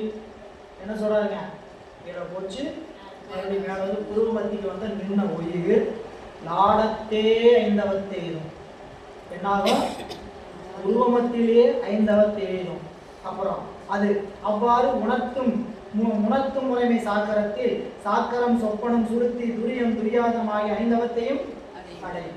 லாடத்தே அவ்வந்திரியத்து அத்துறையை கண்டு அந்த அவஸ்தைகள் ஆவன உணர்த்தும் முறைமை சாக்கிரமாய் அந்த லாடத்தானத்தில் அந்தந்த இந்திரியங்களால் அந்தந்த விடயங்களை உணர்ந்து, அதுவே உணர்ந்த அப்போதே அவ்வவற்றில் நீங்க அந்தந்த விடயங்கள் நின்று நீங்குதல் ஆகும். அது ஆங்கு. இனி அடுத்து கூறப்படும் சுத்தாவத்தையில் வெவ்வேறு சாக்கிரம் முதலாக ஐந்தாவத்தை படும். இந்த மத்தியால அவஸ்தைக்கு இன்னொன்று இந்த குறிப்பாக சொல்றாரு. என்னன்னு கேட்டீங்கன்னா, இப்போ நீங்க ஒரு விஷயத்தை கேட்டிருந்த விஷயத்தை பிடிச்சிட்டே அடுத்த விஷயத்தை பிடிப்பீங்க. இது என்னாச்சு? டப்புன்னு விட்டுட்டு அடுத்தது போயிட்டீங்க. டப்புன்னு இதுதான் அந்த சாக்கரத்தோடைய அடுத்தடுத்த நிலை. இந்த சாக்கரை புரிஞ்ச மாதிரி சொல்லணும்னா, இப்போ கேட்டுட்டு இருக்கிறது சாக்கரம்னா, இதுக்கு முன்னாடி நான் சொன்னது என்னதுங்க? சொப்பனம். அதுக்கு முன்னாடி சொன்னது சுளுத்தி. அதுக்கு முன்னாடி சொன்னது துரி. அதுக்கு முன்னாடி சொன்னது துரியாது. இப்ப பேசிட்டு இருக்கிறத கவனிக்கிறது அறிவு என்னதுங்க? நனவுல இருக்கு இல்ல? இப்ப பேசிட்டு இருந்தப்போ நான் முன்னாடி சொன்னது என்ன ஆயிடுச்சு? கனவுக்கு போயிடுச்சு. அதுக்கு முன்னாடி சொன்னது போனது உறக்கத்துக்கு போய். அதுக்கு முன்னாடி சொன்னது வேறு. அதுக்கு முன்னாடி சொன்னது உயிர் படங்களுக்கு போயிடுச்சு. இப்ப 1/4 மணி நேரத்துக்கு முன்னாடி 5 நிமிஷத்துக்கு முன்னாடி பேசுனது என்னங்கிறது தெரியல. உயிர் படங்களுக்கு போயாச்சு. இது மத்தியான அவஸ்தை. இப்படி நாள்தோறும் அந்த இடத்த மட்டும் படிக்கிற பாருங்க. இங்க 136ஆம் பக்கத்துல கீழே லாடத்தே அவ்வவிந்திரியத்தை அத்துறைகள் கண்டு அந்த அவஸ்தைகள் ஆவண உணர்த்து முறை சாக்கிரமாய் அந்த லாடத்தானத்தில் அந்தந்த இந்திரியங்களால் அந்தந்த விடயங்களை உணர்ந்து, அந்தந்த இந்திரியங்களால் அந்தந்த விடயங்களை உணர்ந்து, அதுவே உணர்ந்த அப்போதே அவ்வவற்றில் நீங்கள் அந்தந்த விடயங்கள் நின்று. இது ஒரு அத்தியாள அவஸ்தை. இந்த அவஸ்தை நம்ம முன்னாடி சொன்ன உதாரணம் தான். இடுப்புல வண்டி சாவி வச்சிருப்போம், சாவி காணமே, என்னாச்சு? மூர்ச்சை, உயிர் படங்கள். சரிங்களா? எங்க வச்சிருப்போம்? எங்க வச்சாச்சு? வேறு இங்க இடு எங்க எதை வச்ச மாதிரி? உறக்கம். இந்த இடுப்புல வினாடி நேரத்துல சில நேரம் இது நீட்டிக்கும். சரிங்களா? என்ன ஆகும்? எங்க வச்சேன் ஏது வச்சேன்னு தேடி இடுப்புல வச்சோம்னா தேட வேண்டியது டப்புன்னு தேட. அது எங்கேயாவது வச்சுட்டு இருக்கும்போது அது நீட்டிக்கும். இப்படி ஒவ்வொரு கருவிகளோடும் கூடிய உயிர்கள் அந்தந்த துறைகளை கண்டு அதுவாக அவற்றின்று நீங்கிறதுக்கு பேர் தான் உயிரினுடைய லட்சணம். இதே போல சுத்த அவஸ்தையிலும் கண்டுகொள்ளுங்கன்றார். புரியல? அது பின்னாடி சொல்ல போறார். இனி இந்த நூற்பாவின் தொகை பொருள் 139வது பக்கம் பாருங்க, படிங்க. ஒவ்வொரு வாக்கியமும் ஒவ்வொருத்தர் படிங்க. எதையாவது சொல்லாமல் விட்டுட்டு நான் மட்டும் சொல்லுங்க. ஐயா நீங்கள் இந்த பாடத்தை உங்களுக்கு சொல்லாமல் விட்டுட்டீங்க, அதை கொஞ்சம் சொல்லுங்கன்னு சொல்லுங்க. நீங்கள் தான் சொல்லணும். ஒருத்தர் படிச்சுட்டு அடுத்தவங்க படிங்க. அந்த ஒன்று சொல்லியாச்சா? உயிர் அந்த காரணங்களில் ஆமாம் தானே?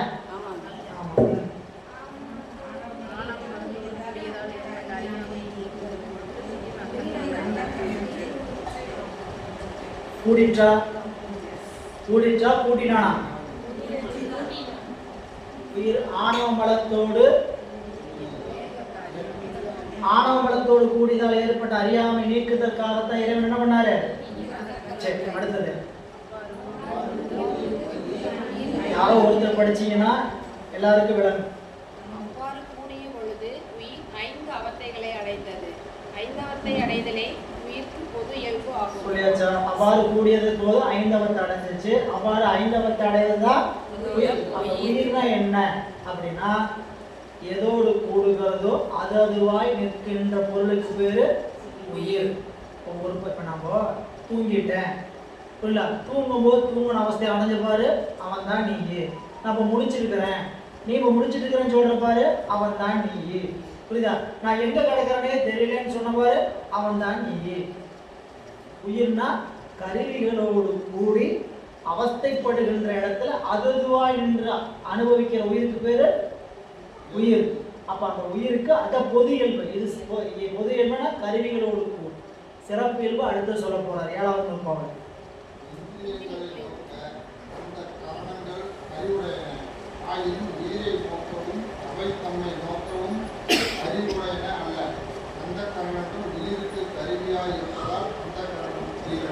தான படிச்சோம். அவைதான் பிரகாசமாய் நின்றே அப்பிரகாசமாய் நிற்றலா சொன்னார்.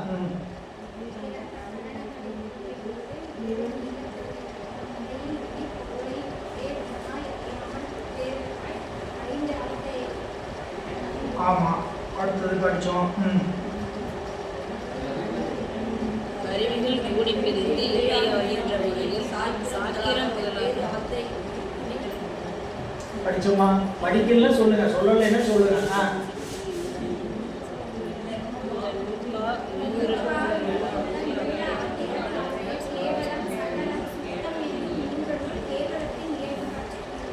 இந்த நூறுபா உயிர்க்குள்ள மூல அவஸ்தைகள் அதாவது ஒரு விஷயம் சொல்லலை. அவஸ்தைகள் காரண அவஸ்தை காரிய அவஸ்தைன்னு ரெண்டு இருக்கு. நாம் படிச்சது போகிறான் காரிய அவஸ்தை. இல்லை சகலத்தில் நடக்கிறதா நம்மளுக்கு தெரியும். உயிருக்கு காரணத்தில் 3 அவஸ்தை உண்டு. கேவலம், சகலம், சுத்தம். இப்போ நாம் எங்கே இருக்கிறோம்? சகலத்தில் இருக்கிறோம். பிறப்புக்கு வராத இருந்த இடத்துக்கு பேர் கேவலம், பிறப்பு நீங்க இடத்துக்கு பேர் சுத்தம். இது காரண அவஸ்தை. காரண நிலை அவஸ்தை என்னதுங்க? காரண நிலை, கேவல நிலை, சகல நிலை, சுத்த நிலை. கேவலாவஸ்தை, சகலாவஸ்தை, சுத்தாவஸ்தை. கேவலத்துல உயிர் கருவிகள் ஒன்றும் கூடாமல் ஆணவமயப்பட்டு மட்டுமே இருந்தது. அது உயிருக்கு கேவலாவஸ்தை. உயிர் கருவிகளோடு கூடி அஞ்சவஸ்தைப்படுவது உயிருக்கு பொது இயல்பு சகலாவஸ்தை. உயிர் கருவிகள் நீங்கி சிவத்தோடு கூடி இருப்பது அதற்கு சுத்தாவஸ்தை. கருவிகளோடு நீங்கி கருவிகள் இல்லாமல் இருக்கக்கூடிய இடமும் ஒன்று உண்டு, கருவிகள் இல்லாமல் இருக்கக்கூடிய கேவல நிலையும் உண்டு. இதுக்கு அதுக்கு என்ன வேறுபாடு? கருவிகள் இல்லாமல் இந்த கேவல நிலையில ஆணவ மலம் இருந்துச்சு, கருவிகள் நீங்கிய சுத்த நிலையில ஆணவ மலம் இல்லை. ரெண்டு தான் வேறுபாடு. இடையில இந்த ஒரு பொருளை நீக்கிறதுக்காக இத்தனை ஆட்டங்கள். யாருங்க? சாமி ஆட்டம் என்னதுங்க? 10 பேர் பிறப்புகளில் மானாட மடுவாட அதாட இதான அவர் மட்டும் ஆடுறது இல்லாமல் நம்மளே போட்டு ஆட்டி என்ன பண்ணுறாருன்னு யோசிச்சு பாருங்க.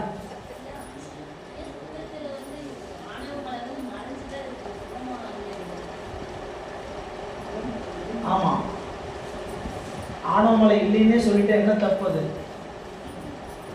இப்போ வேலைக்கே வர்றதே இல்லைங்க. அதெல்லாம் புரியுதுங்க. சிவஞான முனிவர் இப்படி சொல்லிட்டாரு. சரிங்களா? எப்படி சொல்லிட்டாரு? இல்லைன்னு சொல்ல அவனை அவன் என்ன ஒரு பெரிய ஆளு?